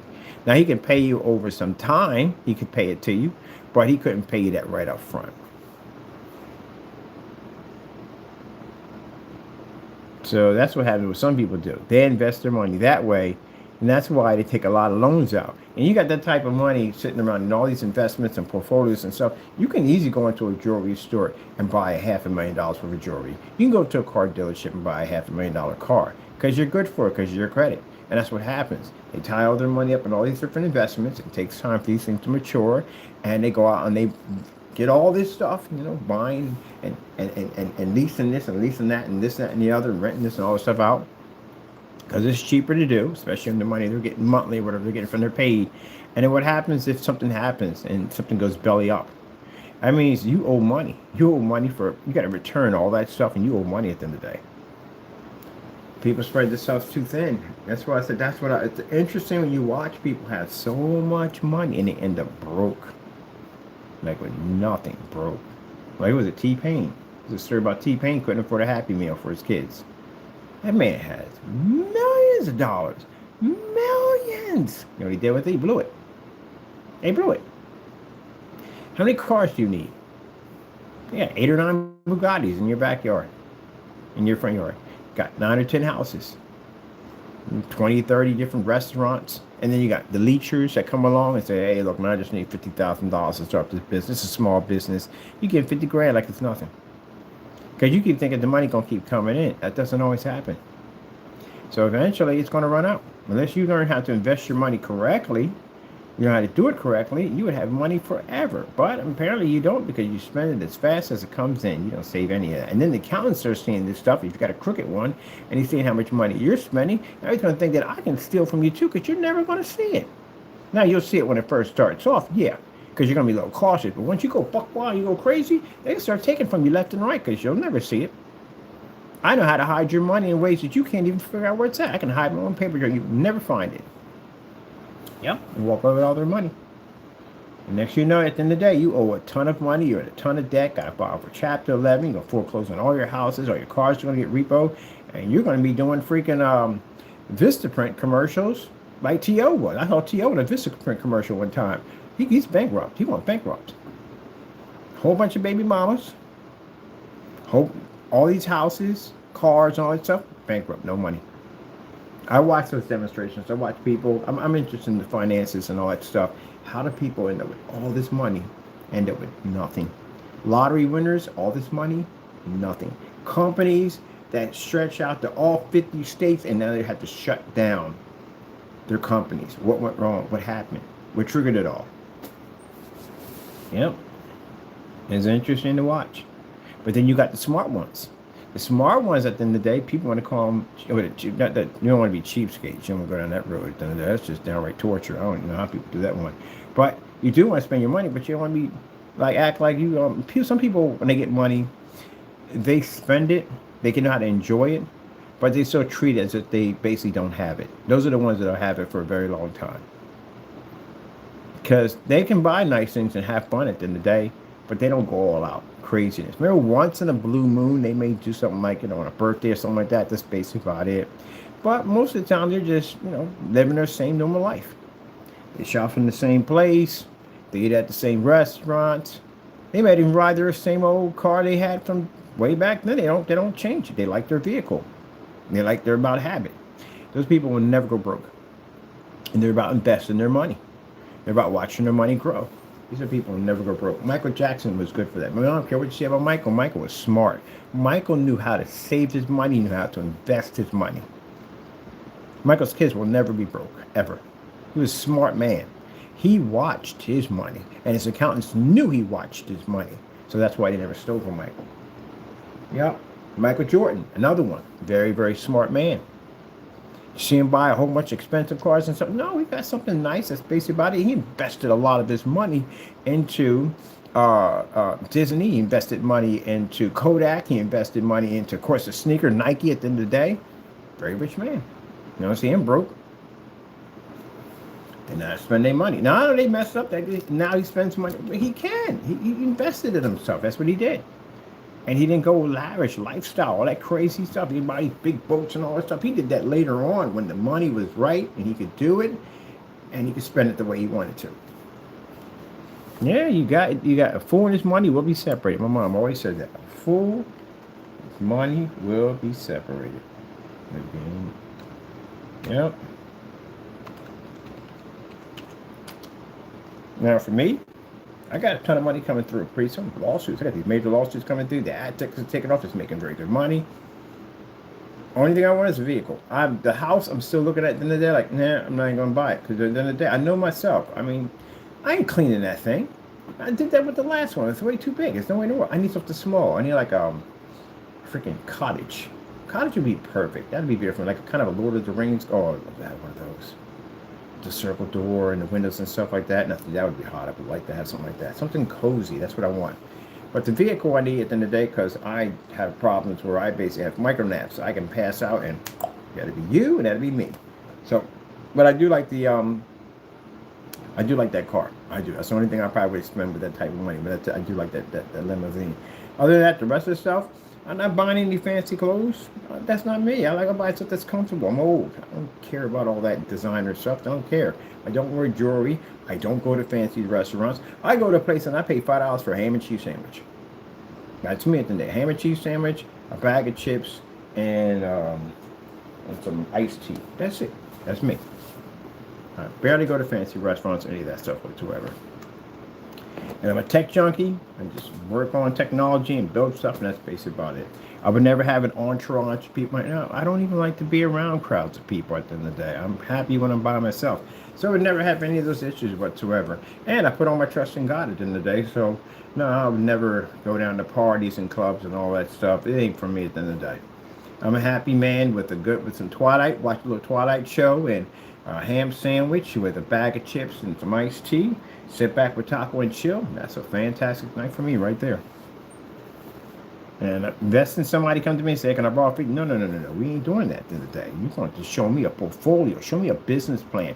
What are your long goals? What is your future goal? What are you building? How do you know this is going to sell? Have you done a test run on this? Is there any testing on this product? I need to see all that from the door. I know plenty of people at the end of the day can cook their butt off. I would gladly invest in you because I know your stuff is worth money. I know that food is worth money. They just ain't got the ability to do it because it costs too much to do it. It's hard to get bank loans and all that stuff. You got to find somebody that's willing to invest in you. Okay. I see a lot of people, that's it at the end of the day, that I'm going to put money into because their food is absolutely amazing. I'd eat there every day.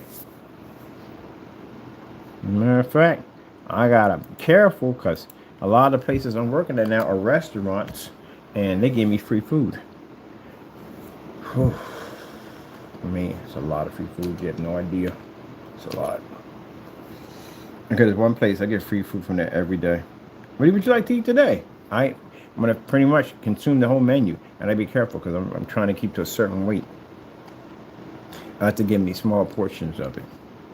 Food is amazing. This one place, oh my goodness, man. I'd have never thought in a million years I'd have ever eaten from there in my entire life. Like, I probably would have skipped that place. I probably would have never gone in there. Yeah. That food is absolutely amazing. I call it my crack. That stuff is that good, man. I be thinking, I be working like, I got some left over. I'm going to finish that off. Man, that stuff is amazing. I brought some down to my sister. She freaking fell in love with it. Like, where's this place at? Now, she over there buying it. And the food is freaking amazing. Now, when we're done with our installment in that section, we will be showing on YouTube where we did a job at, and then you can see it from there.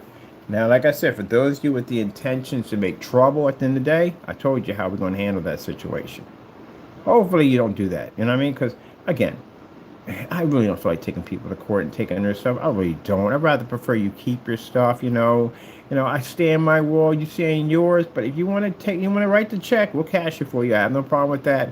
But intentionally, we don't want to. But if we have to.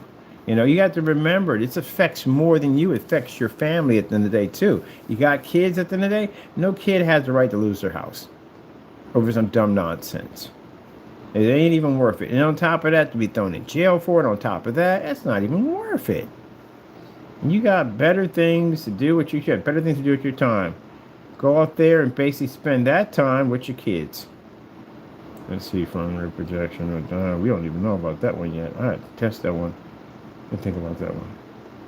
I think they are rear projection. It depends on what we use. I'm going to leave it there because we're going to probably experiment with that, the rear projection on that. Viewing angle, acoustics, yes. Black, stretchable black cluster, wrinkle free. Saves me time. I've done this one already, but this is a different technology. Same thing at the end of the day. Let me see. Best use outside. So even at 5,000, nope, we basically lower than that now. We are lower than 5,000. We don't require 5,000. Let's see. Hours. Oh, you're talking between 8 p.m. 8 p.m. Like really? 6 to 8 p.m. Nah, 1,000 lumens now. See, technology changes. We had 5,000. They're at 1,000 now outside. Between 6 to 8. See projectors at 1,000 now. Do not use in direct sunlight. We got two versions of this one. I got to test the SFEG because there's a sunlight version of it too, but we got to test it. Resolution count 720p. And this should be 4K. Minimum is 1,000 lumens. Let's see. Portable Pico projectors. Lumen requirement. Lumen requirement. And screen size. Let's see. These in here. Screen size is 20 to 50. Outside, it's not required. Let's see, lumens for home. Lumens outside. This is not for Pico. Pico projector. What is it, Pico? Can be used with brand name portable projectors as low as 52. I'm gonna do 300. If you're doing it in complete darkness, you could do 300. You could do 50. But I paid for 50, well, you can get 300 for 40 bucks. Let me see. 20 screen size. Okay, so when you do portable projectors, a lot of people mess up on this one big time. Portable projector screen sizes are certain sizes. So you say you can do 120 inch. Not technically you can't, because majority of most portable projectors don't have. If you find a 4K one, it's not going to be cheap. I tell you that much. But the majority of ones like this right here at the end of the day are under the 600 by 800 res, which means that the biggest you're going to be to do on that is probably 20 to 50 inches.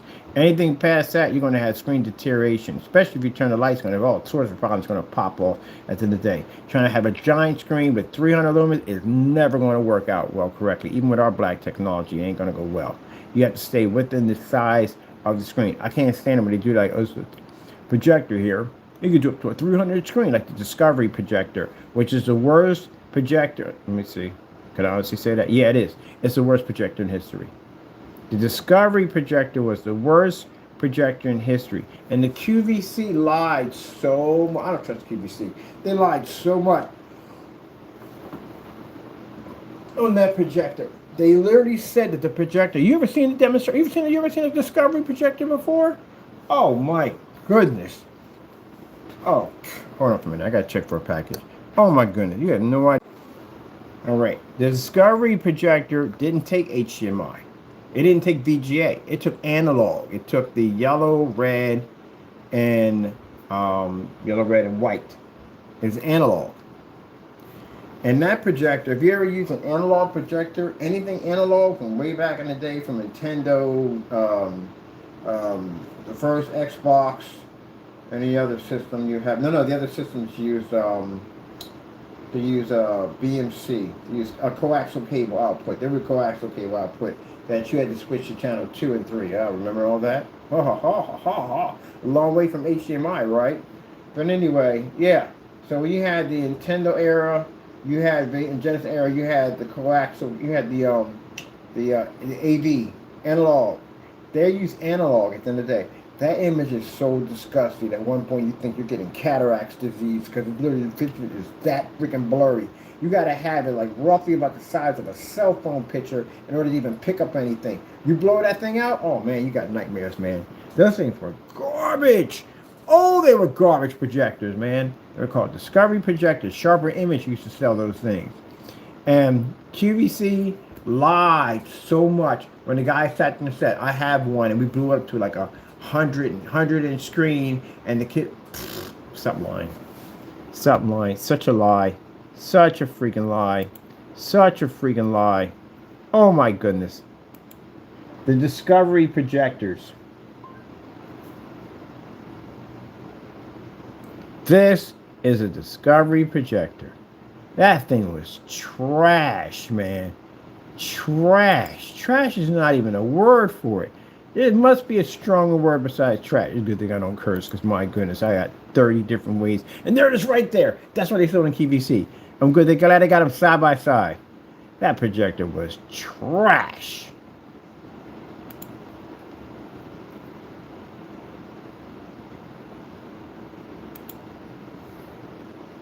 Was I lying to you? Analog. This is way back. I had analog. Even if you turn the lights out, it was still garbage.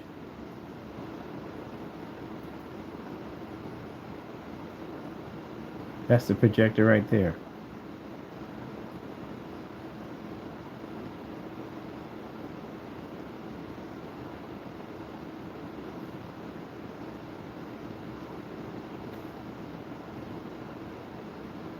It must have been an amazing projector. No, it wasn't. No, it was not an amazing projector. It's like you would sit there and watch a movie, and you would definitely expect for Jigsaw to pop out a little tricycle, like, want to play a game? Like, oh God, what are you watching? This is horrible. And go right out the door. That would frighten Jigsaw. That would terrify him. Like, no need to go in there and talk to him. No. He's got some horrible stuff going on there. He's worse than you. Look at that. This is where the light's on. It doesn't even show anything. At least with some projectors, these knockoff brands, at least shows something. There is nothing there. And he's right on top of the screen with this thing. Look how bad the colors come up on it.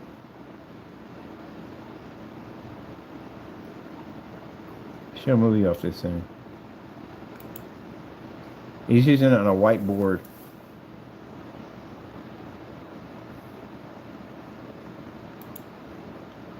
That's how bad. See how small the image is?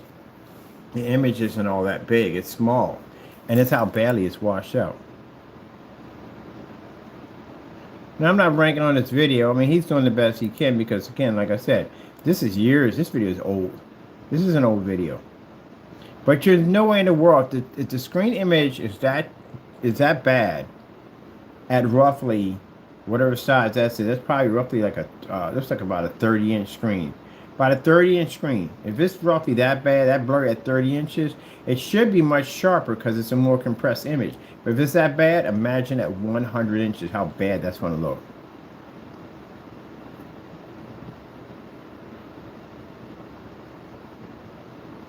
Yeah, so they got a 100-inch screen. Ain't no way in the world you get a 100-inch screen off of that. It was a what? It was Home Shopping Network. For it, then let's see if anybody else has the same. It shows it all.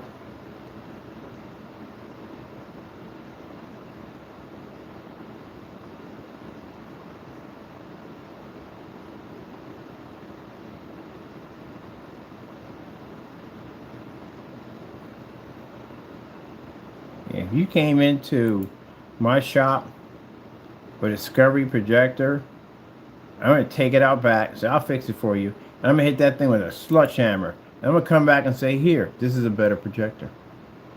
Way better than the one you just had. That thing is, ugh. How dare you disrespect me by bringing it in my shop. I'm going to turn that thing on. A lot of people did demonstrations. They wouldn't turn that thing on for jack. This guy turned it on.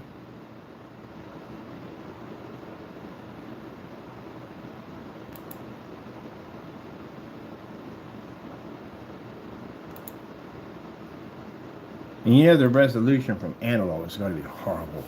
This is 16 years ago. So this is like, well, most of the demonstrations in this era, at this time, were doing demonstrations in dark environments anyway.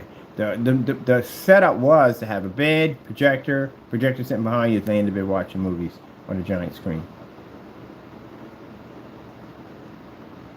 Discovery Wonderwall. That's what it was, the Discovery Wonderwall. So you can see, it doesn't, even at a small image, and they're picking a small image, it should be showing a much more compressed, sharper image, because the image is really small.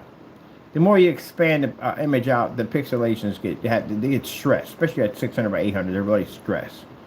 So I'm going to show you the lies they were telling about this projector, what you just saw.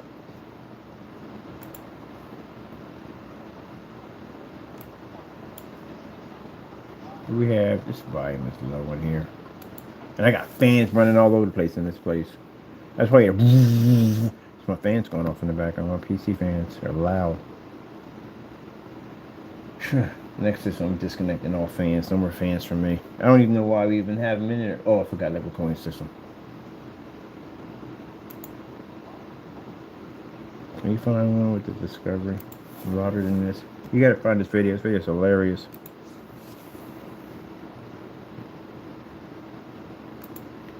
Home Shopping Network, the Discovery projector.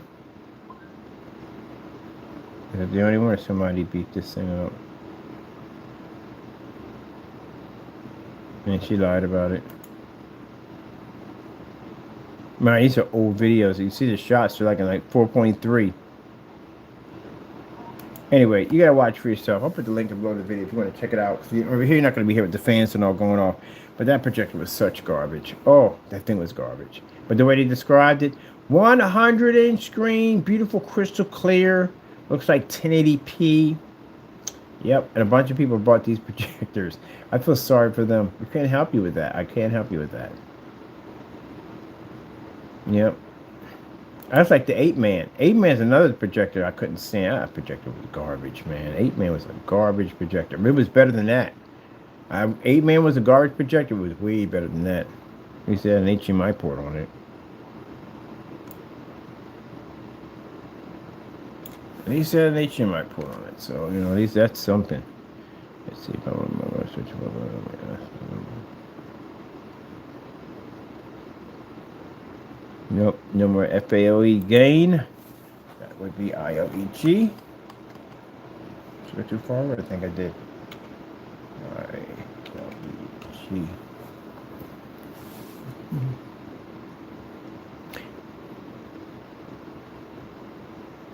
Please note this will not support.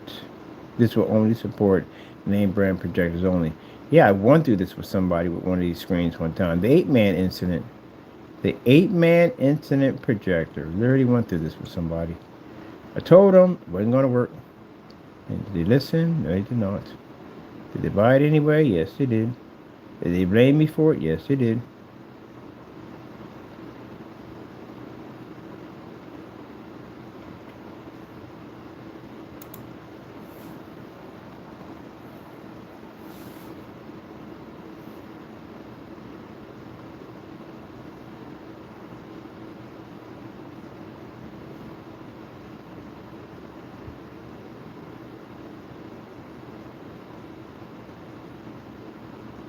Now, the thing about it is, you know, with this guy who called us a scammer multiple times, and some of you customers, when we tell you that something's not going to work, or you can't use this projector, and that projector at the end of the day, and you want to run off and say something out of your mouth to me and say, oh, you're a scammer, that's between you and God at the end of the day.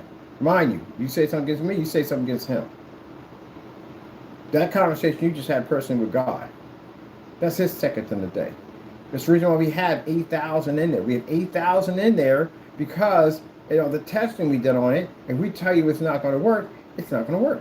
Don't buy it. If you don't have a name brand projector, if it doesn't match what we have. And that person went out and bought that, have an 8-man projector. 2 things I asked you, and everybody knows this. 2 things I asked you when you buy from me. Size of your screen, what's your projector? So he knows we can't sell him this if his projector is something we don't support. So some people will lie and say, well, I have a Sony, I have a BenQ, I have so-and-so, and so-and-so, and so. Now I start asking for your make and model numbers. Because again, it's a headache for us at the end of the day. It's not going to support your projector. I know you believe your projector's high tech. I know your projector's true. I don't care who said what about your projector at the end of the day. We don't support it.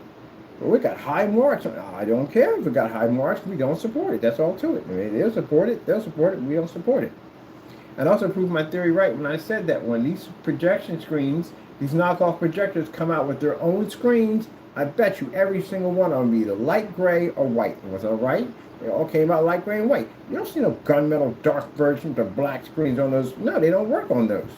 They don't even work on certifies. They only work on the lower end paints. That's what they work on. So we explained to this fellow multiple times, it won't work. Claims he has this high-end projector, a Sony. He gets the screen, we send it over to him. He sends back images of the screen super dark, knowing we don't support his machine. I said, well, we know from the door what it is. We do testing. We test our stuff. We know why the screen's dark. You got a knockoff. I can tell. I can see it from here. What? You got a knockoff projector. No, I don't. My projector's a high-end projector. You have a knockoff projector. What is it? It's an 8-man. It's a name brand. No, it's not a name brand. 8-man, Banana Man, Chicken Man, whatever. It's not a name brand. We don't support it. You see on the list?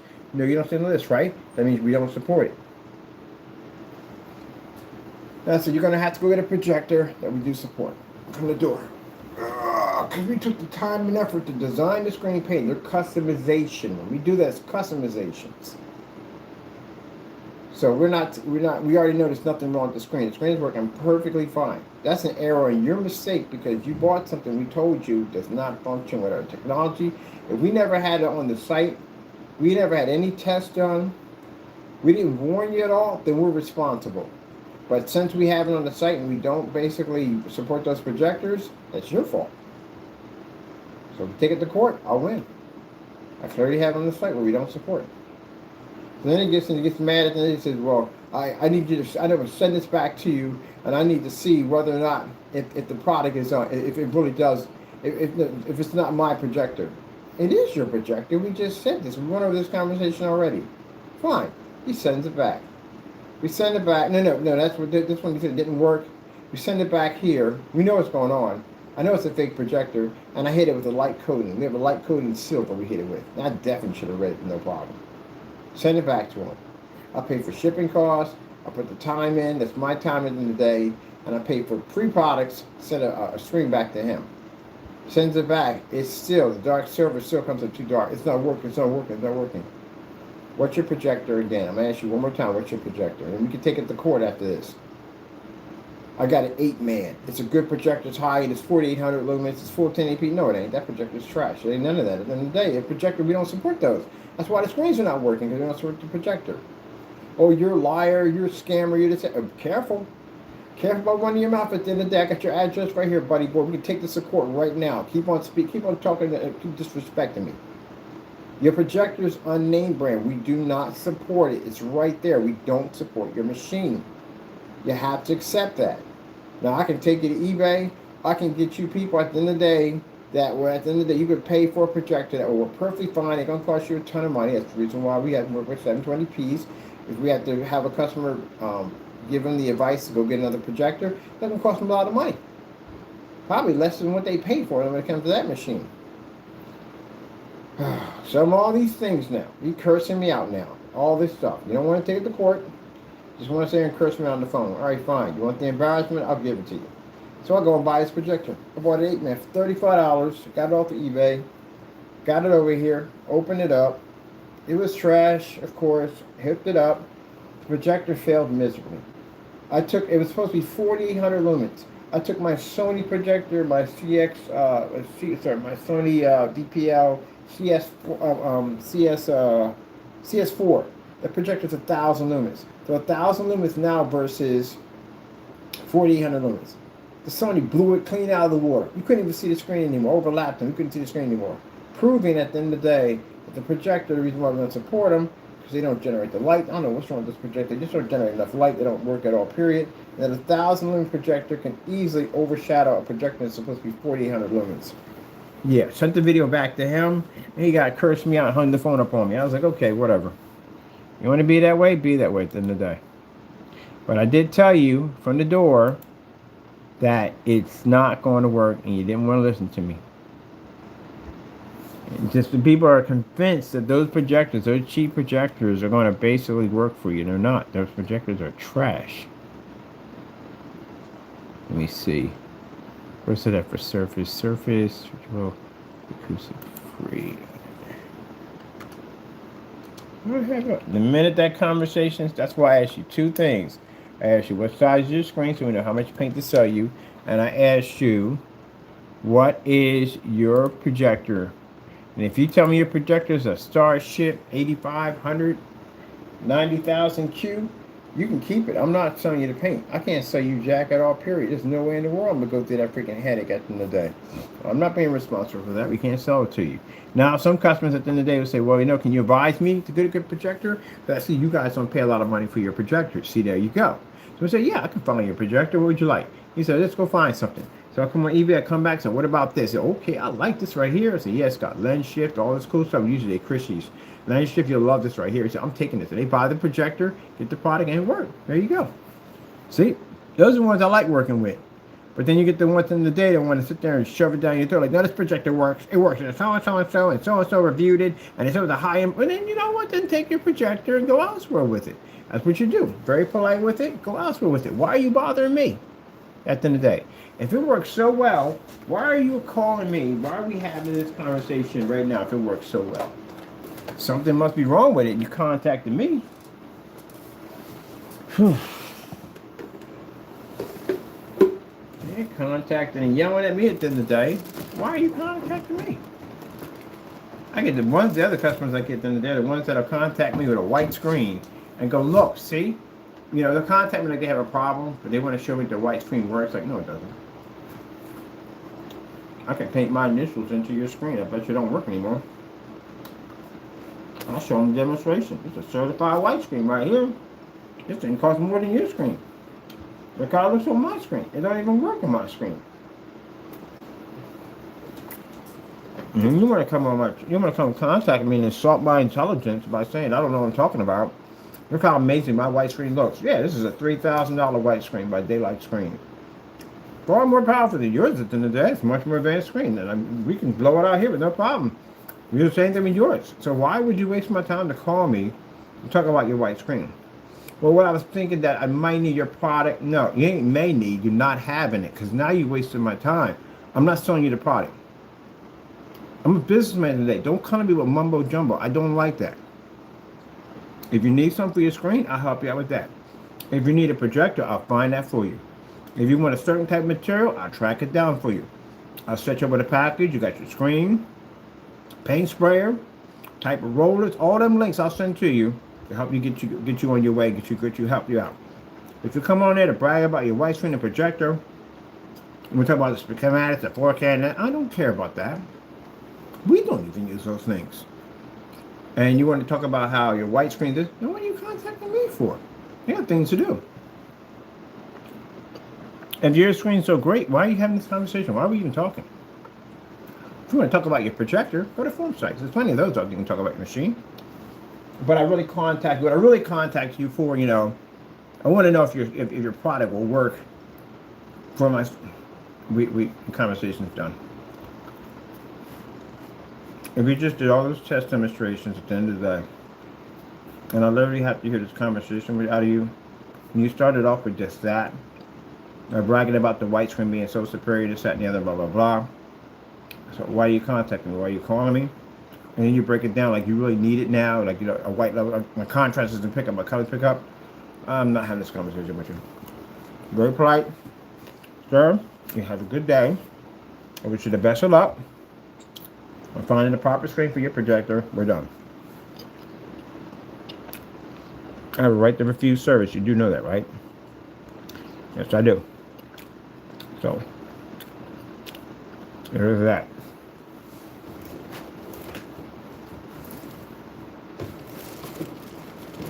One guy sat there and said, I want to try some of your magic paint. Block. Don't do that. Don't do that. That would trigger me not to want to do business with you. What's a good looking fish? That would trigger me not to do business with you. At all. And there are places you can go into, restaurants. People put a lot of time into work, especially chefs. Or anyone, any kind of work anyone's doing. And you go in there and you try to make, they won't touch you. They will not touch you. That's right, there's one movie, this guy kept talking about the chef food, like this, that, and the other. The chef heard him. Chef came out there, how much you pay for this? Pulled out the money, counted it, threw it on the table, wrapped up the whole entire table, everything in it, and took it with him. He picked my food, no.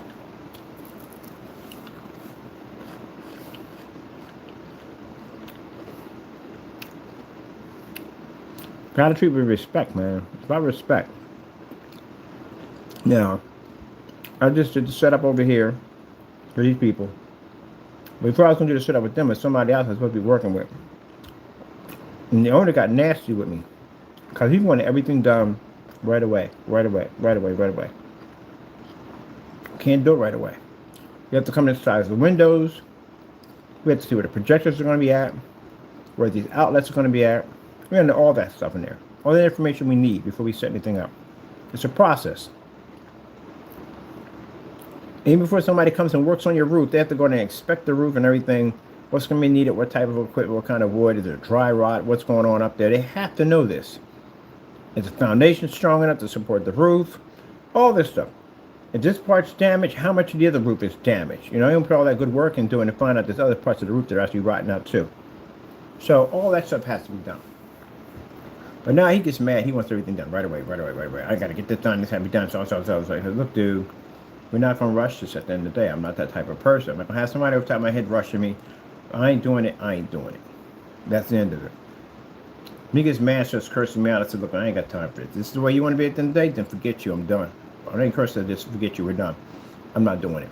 We're finished. Bye. I'm left. Now, it's interesting because the person he advised me, I met the other guy because he happened to walk into his store and he was telling the other guy what he's going to have done in the store. And the other guy said, okay, when you're done, come over here and talk to me. So I came over the next day and had a conversation with him. Other guy, very polite, very nice. I explained to him the packages that we have. He took the top package. And then I said, it's going to take time. We got to get a few things in. Whatever. So take whatever time you need at the end of the day. He said, you know, that's all. I'm good. I know things take time. You know, you got to work and get things together. I'd rather have it done right than have it done, you know, halfway or done sloppy. All right, cool. I can work with this person at the end of the day. We put the big screen in. We got the projector, all that put in. Everything put in nicely. We're about to put the glass in pretty soon. I just saw them leave his store. They know it. They leave the store. And they were disappointed. They were disappointed. They messed up. They're going to have that same technology, and they ain't not getting it now. They can come over. Now, I'm not angry with people at the end of the day. I don't do that type of stuff. I don't let Satan play at me like that. I don't do that grudge thing. But I'm not doing business with you. It's a respect line there. It has nothing about disliking you at all. I don't dislike you. It's a respect line. You can't give me that respect. I don't do business with you at all, ever. Now, you can't get it. Guys, oh, you must. No, I don't have that. And that's the thing about people at the end of the day. They don't know how to separate their emotions at the end of the day.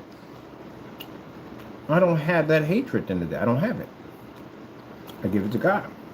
If I get angry about something, I give it to God. Don't know if that's the devil's going to try to go on and use it against me. I give it to God. So, with all that, they came over. They thought I was fake. Because the guy wanted it done right away. Right away, oh, you must not be a person of your business, and you must not do this and must not do that. And y'all didn't talk to him. Y'all don't know who he is. You must be this and must be that, so and so and so. All right, whatever. So what do you want at the end of the day? You go around running your mouth and you start telling people this, that, and the other, I'm going to sue you for slander. How about that? Now we get quiet. Yeah, because you want to run around spreading nasty rumors about me saying they're not true, saying I'm this, that, and the other. You don't know me that well. I'm going to sue you for slander. I know where you work at the end of the day. I have a lawyer come right to you or serve you right from the door. I'll serve you myself. I'll see you in court. So that's it. Take a small claims court. I'll grab $12,000 out of you. So run your mouth and see what happens at the end of the day. And you got all quiet about it. So the other guy now got his set up in there, got a screen projector hooked up in there, just watching the game off of it. And I seen him come out of there, and he was upset and angry. Told you. And when I was talking to the other guy, he's friends with him. He says, yeah, he's hot tempered or something like that. So yeah, he's very hot tempered. He said, "You going to?" I said, "No, I'm not doing anything for him. You know, I gave you an opportunity. You know, don't treat people with disrespect." Let's see. All this is here. So good on this. All this is here. Bum, bum, bum, bum, bum. All right. So I got this set up. What do we got here for the bottom?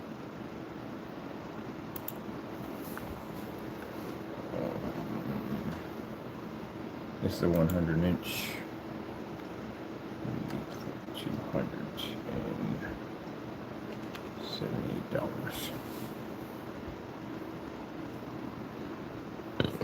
Excuse me.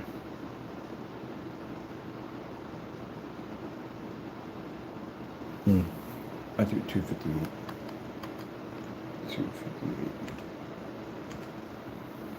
258, and we'll put the 0 down to nothing because it's not available yet. Kabam, bam. All right, and let me see.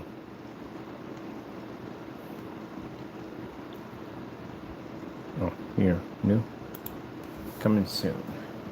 Coming soon to a theater near you.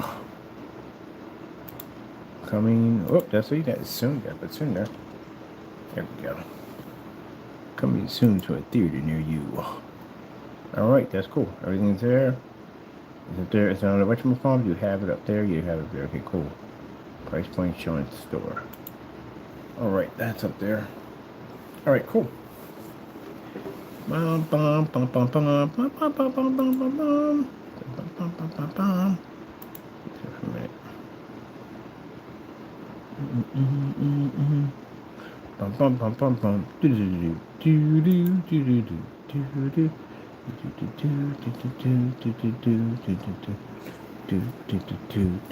do do. Let's see.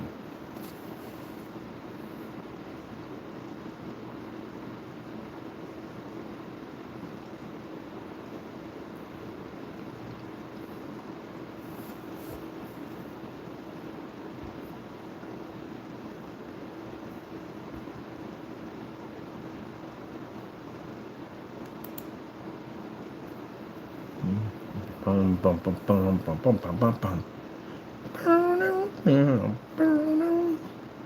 All right, let me see. Oh, that's the other one. That's something different.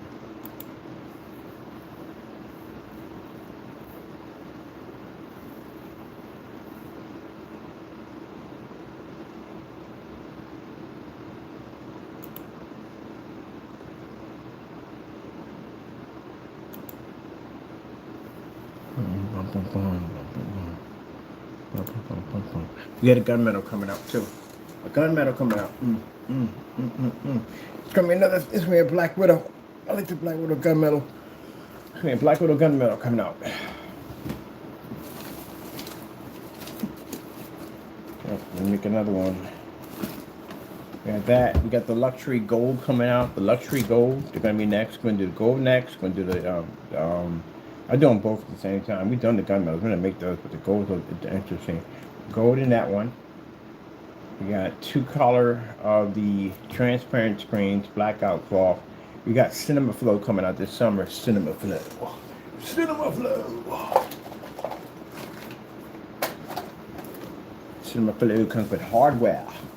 Spring support system. That's what comes with Cinema Flow. Oh, I gotta go pick up a RetroPie. My buddy got one. I was like, can I get a RetroPie? Can I get a RetroPie? You call it. I need it. So they want to demonstrate, I'm gonna test something out. Definitely want to test something out for that. All right, people. Hope you enjoy. Thank you for your time. Seek God and be blessed.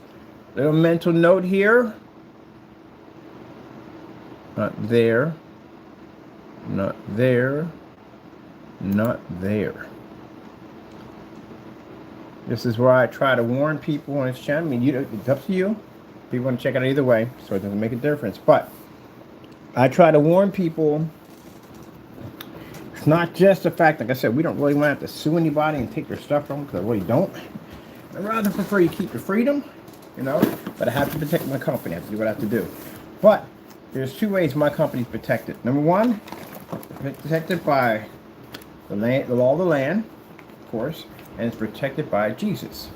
So there's a scripture in Psalm 105:15, and Chronicles, I think it's 16:22.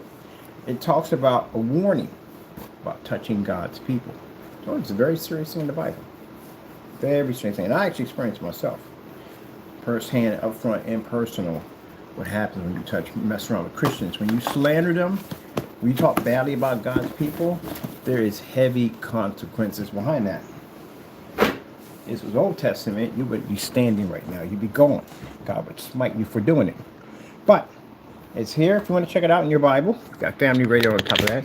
But yeah, it's a warning. It's a warning toward anyone who touches not my anointed ones, do not my prophets, or harm, or oppress, or slander those who are chosen by God, such as prophets and believers. Now, I would never consider myself to be a prophet, far from it, but I am a believer. I do know that.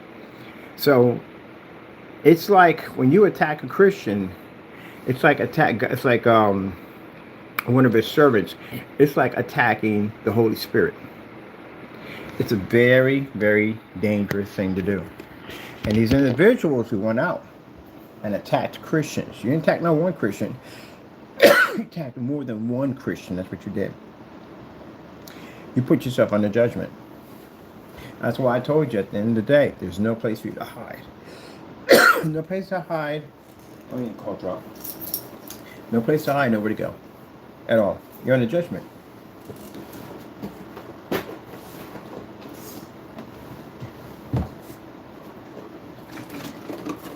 You're under judgment.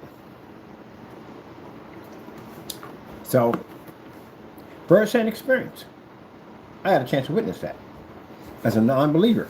Even though my mother was a Christian at the time, I wasn't. I was out there hanging in the streets, carrying on, partying, do whatever I wanted to do. Stan is having a little issue, isn't he? Do what I want to do. That's what I was doing. And I threatened a Christian, and I ended up getting a gun pointed at myself that same day. It didn't take long for that judgment to go through. Brought some fast judgment at the end of the day. That same day. That same day. No sooner than I walked around that corner, I had 3 people in front of me with a gun to my forehead. And the only thing I could think about was what I said to my brother-in-law. Did I go back and ask for forgiveness? No, I was stubborn-minded, stiff-minded. That wasn't even enough to change me at all, period. It scared me. Oh, it scared the living crap out of me. But being hard-headed and stiff-necked. And then every day after that, it got worse and worse and worse. Like everybody wanted to kill me. Everybody wanted me dead. And I'm like, what the heck is going on? I don't even know. I didn't even know these people at all. Period. These people starting fights with me, arguing with people coming up to me, taking gun gestures to their head. You know what I mean? I'm like, what in the world? What did I do? Yeah, I know what I did. I know exactly what I did. That pride setting from the devil. I refused to go in and ask for forgiveness. And every day I didn't ask for forgiveness, it got worse and worse and worse and worse and worse and worse and worse. I became paranoid at one point because, again, I was scared to death to walk out my door because someone's going to walk up and kill me. I literally had a guy walk up on the porch. I seen the gun on his holster when he walked over and said, "You're lucky there's witnesses." I don't even know this guy, but I knew what I did. When I couldn't take it anymore, I went back and asked my brother-in-law for forgiveness. And these people walked by me, they didn't even know me. Like it never even happened. You put yourself in a very dangerous position. Fernando, Williams, McAfee, Rogers, you threatened a Christian. You slandered a Christian. You slandered his blessings. You attacked his family. You attacked his friends. My friends are Christians. You attacked this building. The man who owns this building is Christian. You have attacked God's anointed. And as I told you from the door, you got the devil out there just waiting for you to fall, make a mistake with God, so he can come get you. You need God's protection at all costs. You need His protection on so many levels you have no idea. And you have attacked His people. What did He do in the process? He exposed you guys, right? He exposed Williams. Williams went out there and talked about he's a minister of God and he's ushering people to find the Lord and all this stuff, to walk the right way with the Lord. What did the Lord do? The Lord outed him. He called me a devil worshiper. That's what he called me, a devil worshiper, and I was a fake person, this, that, and the other. I never said I was a prophet. Never said that at all. I'm a servant. Said all this nasty stuff about me. What did the Lord do to you, Mr. Williams? He outed you, right? He showed what type of person you really are. That you were basically, at the end of the day, the sinner. You were the one that was the fake Christian at the end of the day. He showed you who you were. So, with that being said, you guys are under judgment. If this judgment hasn't happened already, this is a judgment that's going to happen with time. It cautions sinners that attacking God's servants is likely to attack the Holy Spirit, with God Himself often intervening to punish such actions. God is involved in this. Now, I went before my Lord and I put you guys in God's hands now. God is taking the wheel on this. When He said to me that every single person, even a mere thought against an anointing, was under punishment. As this was Old Testimony, you'd be gone by now. God was a different person in Old Testimony. People got taken down by God. He didn't play around. This is Old Testament, and we had a problem, you'd been gone by now. God would have taken you. I don't know what His punishment's going to be. I don't know. I don't know anything about this. All I know today what happened to me. I definitely know what happened to me. I learned from that day on, and tell you something. Once you learn this process, you will never forget it ever. It'll be a process that you will never, ever forget. It'll be burned into your mind forever. That happened many years back. Many, many years back when I was in my 20s. I will never forget that as long as I live. The people walked in front of me didn't even have faces. How do you explain that? I could see the sneakers, I could see the pants, but when it got to the top, everything was black. I could see the gun. It was on my forehead. I could feel it. They were all so real. They were very real. But in a way, they weren't. And the only thing I could think about, because the Lord's not going to have you think about anything else but what you just said. He's going to tell you why this is happening to you. You will understand that whole process of why all of this is happening to you. Because you are under judgment. And the only way you can lift that judgment, you need my forgiveness, you need God's forgiveness. Now, what if you're going to go through this judgment. This is going to happen, no doubt about it. But say as you're going through this judgment, say you contact me and you ask for forgiveness. It is my job as a Christian to forgive you for what you have done. Now, if I don't forgive you, then I'm in trouble with God.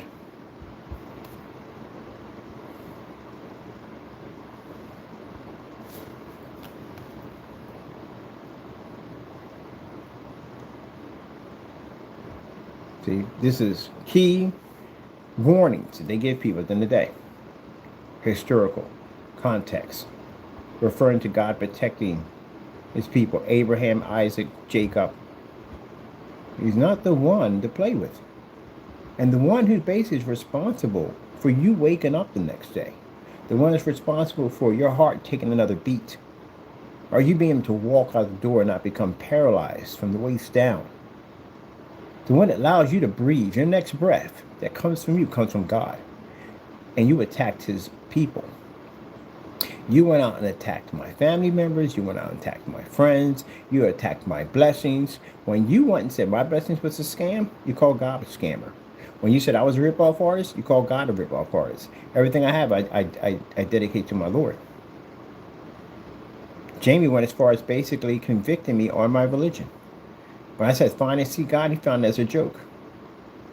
Even took the Lord's blessings, His blessings, and put them on blessings of sin. Thou shalt not steal. It's in the commandments, 10 commandments.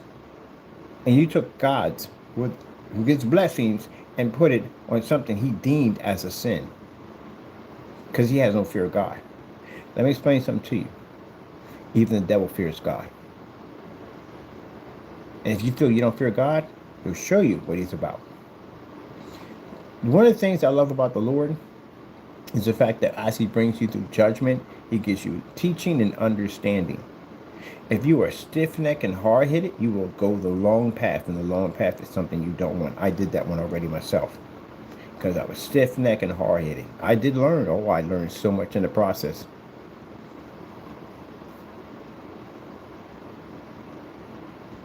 Defies of touching. Touching a Christian can result to physical harm. If you were to lay hands on me, the outcome for you would be bad.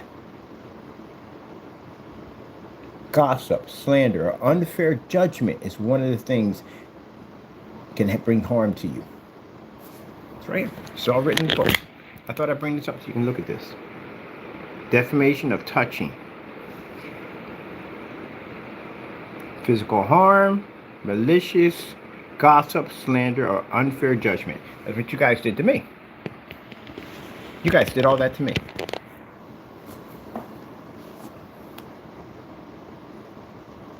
God's protection. It is promised that God defends his people with intents of rebuking authorities to oppress them. Means in that time, a lot of things can happen. You can lose your job, lose your house, you end up with illness, sickness, stuff like that can happen. If people get plagued with diseases and all type of stuff can happen. Car accidents, all kinds of stuff. Not enough to kill you. I can't say that. I really can't say that. I can't say that. I'm not God. But things will happen to you. Trust me. I watched it happen for me roughly about a week. I went through that whole situation with people trying to murder me. Unpleasant experience. Very unpleasant.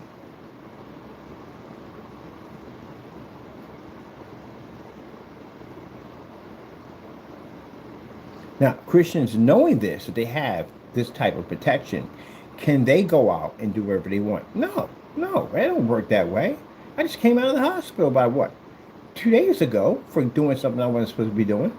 Oh, we get punished. We definitely get punished. My heart rate sped up. I knew the Lord was warning me. He said, stop doing that. Stop going out and repeating the same thing over and over again. Repeating it over and over again. You know what's going to happen to them. They're under judgment. Stop using it as a term of basically messing with them.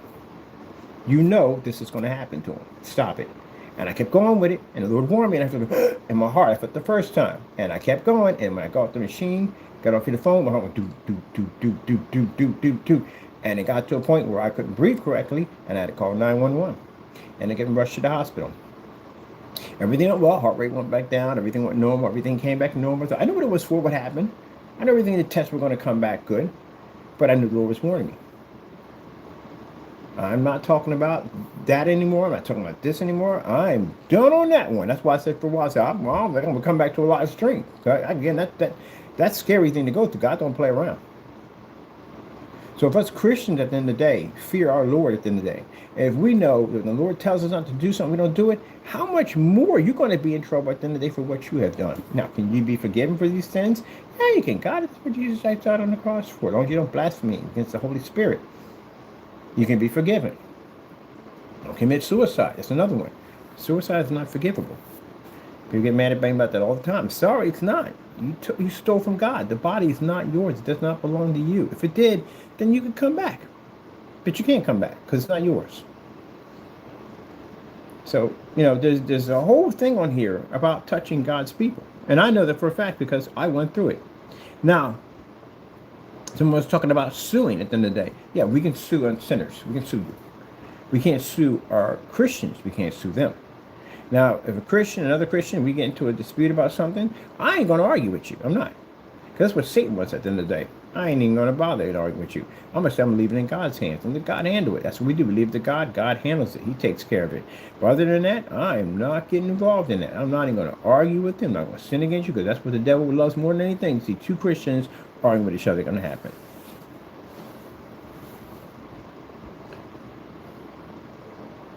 This is why I trust in God. This is why I put my trust in him at the end of the day. He is my protector. He protects me against all those who rise against me. I told you, I've watched my enemies fall. I've watched every single one of them fall. Some of them died. Not saying by God's hand, I can't say that, but I know they passed away. One died of COVID. He was not saved in any way whatsoever, which is a shame because I know where he went to. They're very evil people.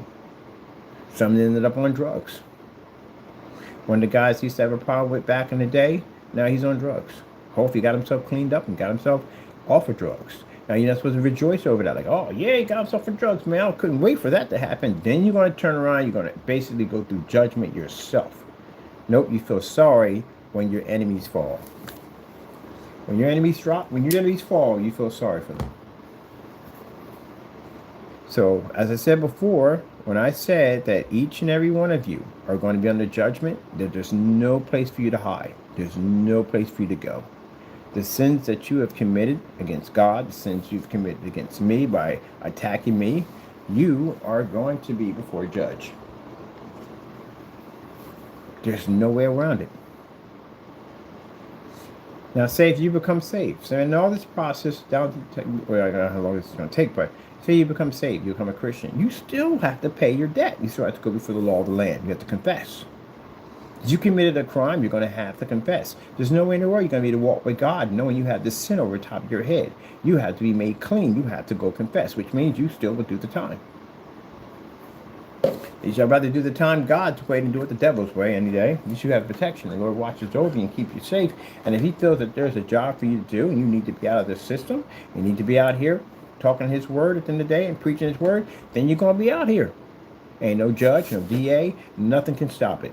You'll be here. If that is his purpose for you. If that is his purpose for you to stay in the system and preach, then you'll stay in the system. And not one person will ever be to touch you while you're in there at all, period. Or they will face that judgment. The same judgment you face, they will face it. And since you've already experienced that judgment before, you know what they're going to go through. Just like I experienced my judgment when I made a threat to a Christian, I know where your judgment's going to come from. I know what's going to happen, and I know it's going to go through. The very things that Fernando said from his mouth happened to him. He said that I would lose my business. I didn't lose my business. He lost his. He said I would be thrown in jail. I'm not thrown in jail. He's going to jail.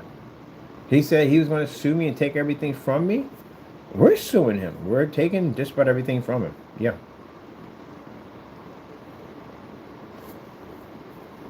Williams said that was a false prophet. I never said I was a prophet.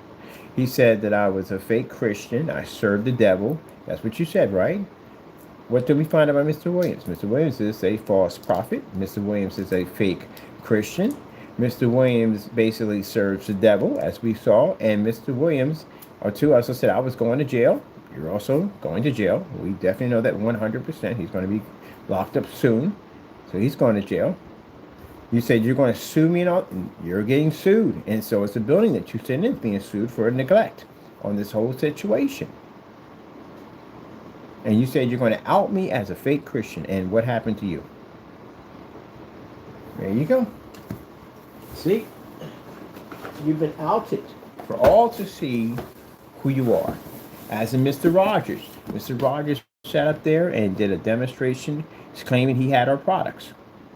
Claiming that that was our product, and McAfee sat up there and lied on camera and said that that the product he had there, basically my product was a scam and a ripoff. McAfee, you were talking about God when you made that statement. So were you, Mr. Rogers. You also were talking about God, because that's where my blessing came from. What happened? You got outed right on YouTube, didn't it? And all images to pop up on that screen, a star field pop up. And what did it show for Mr. Williams' paint to be?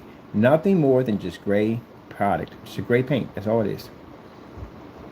You sat there and lied and made that testified and said that my product is not worth buying. You would never touch it. That the product you have here is much better, and this, that, and the other. And the Lord knew you were lying. The Lord knew you were lying right through your teeth, Mr. Matthew. And you said all these bad things about my product, right? That's what you said, right? And what happened in the situation? The Lord outed you. That star field popped up and that screen turned gray.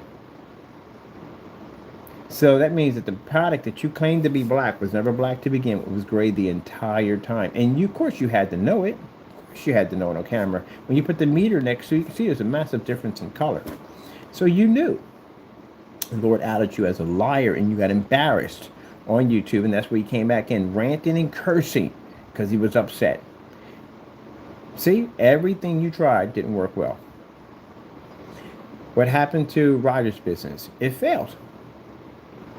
Rogers outed himself as a liar. He returned all the money back to our account. That had to be an embarrassing experience for him. But for a man with such pride, he had to return every dime back to his account because he knew 100% he couldn't compete with that product.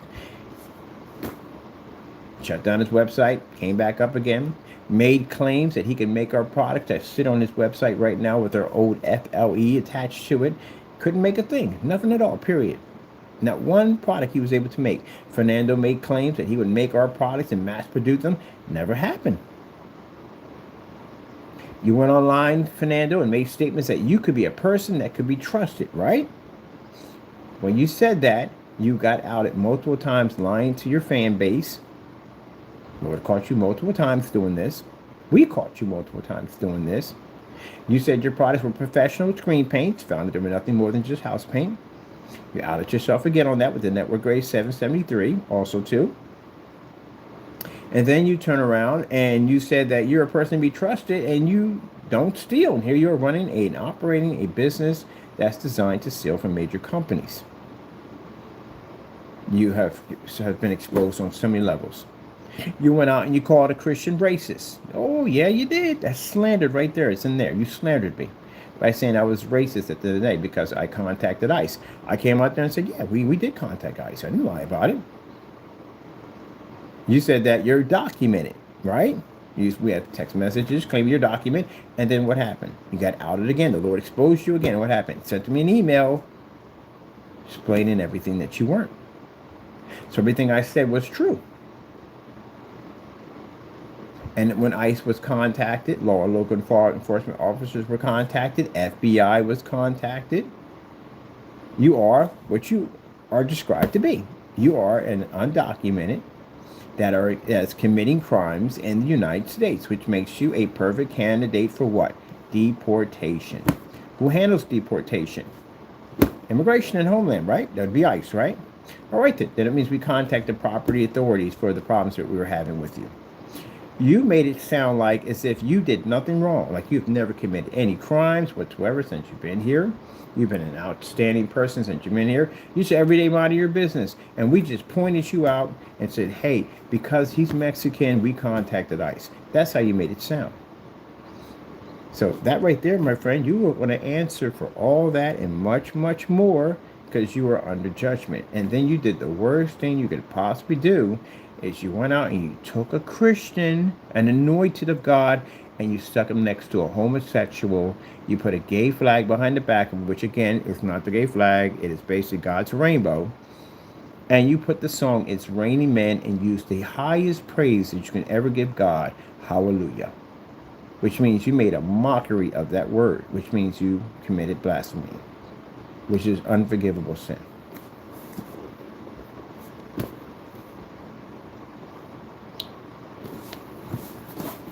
Jamie's judgment has as I can feel, has begun. Because when you commit blasphemy against the Holy Spirit, as I said, it's a sin that God cannot forgive. Anyone who rejoices in happiness over this, dangerous, extreme. It's a sad, sad moment. It's sad just like losing your mother or your father, someone close to you. It's sad. He has lost the ability to be saved. When he passes from this world, he will go to that place, that waiting place, and then when the battle Armageddon begins between the devil and God, he will go to the lake of fire for eternity. That's a sad thing. That's why Jesus came down here and died on the cross, so we can all have that opportunity to get saved. He opted that out. When I see Jamie smile, I see demons, Jamie. Did you know that? I see the devil when I see you smile. You got this look to you. When you smile, you can see it. You can see the evil in you.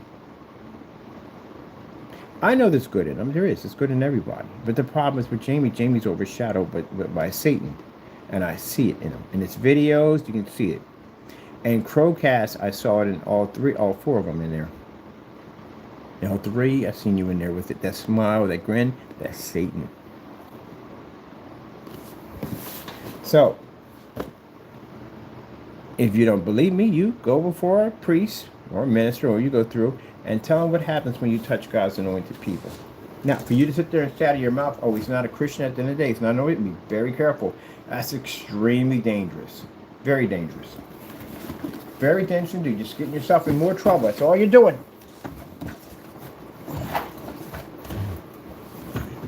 That's why when you do stuff like that, you're not harming me. At the end of the day, you're hurting yourself.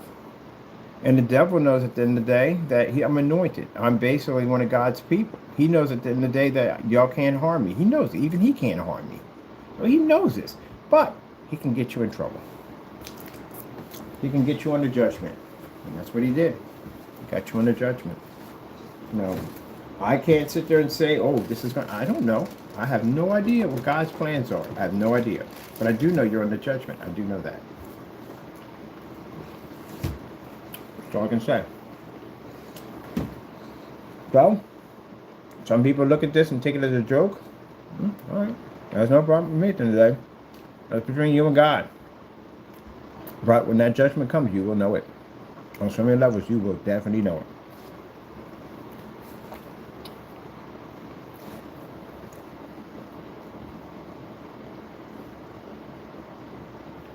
See, all kinds of scriptures. Why evil cannot touch God's anointed.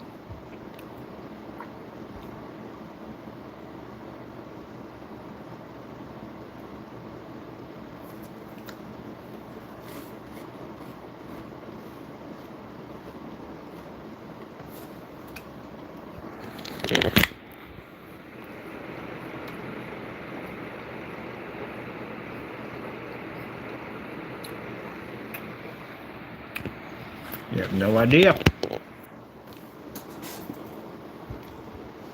You have no idea. Even to even think about it. Put you under judgment. You have no idea.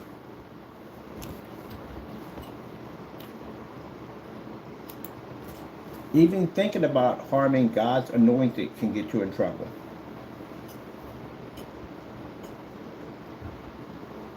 It speaks of it in the Bible multiple times. Don't touch his anointed. Don't touch him. Don't touch him.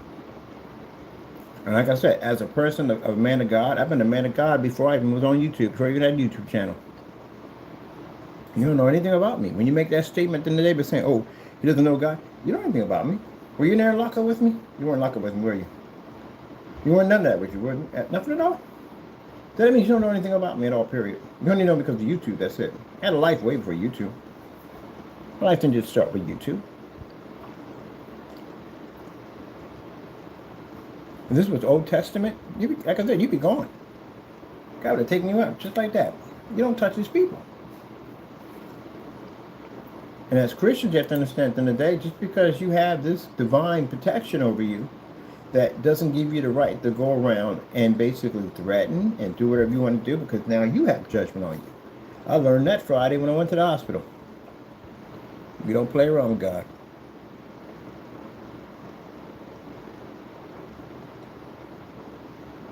It's simple and plain. Don't touch his people. Don't slander. Don't gossip. Even the attention of gossip or slander can bring divine judgment. It's not something you play around with. Biblical commandment. Touch not my anointed, and do not, and do not my prophets no harm. Right there. This is the right thing. Reading the Bible for yourself. This is interpreted as a severe warning against criticism or harming leaders chosen by God suggested that even harmful intentions, gossip, or slander can bring divine judgment. And that's why I told you, you're under judgment. You're under judgment. You went out and you slandered me. You went out and you put gossip. You went out and you basically slandered my blessings.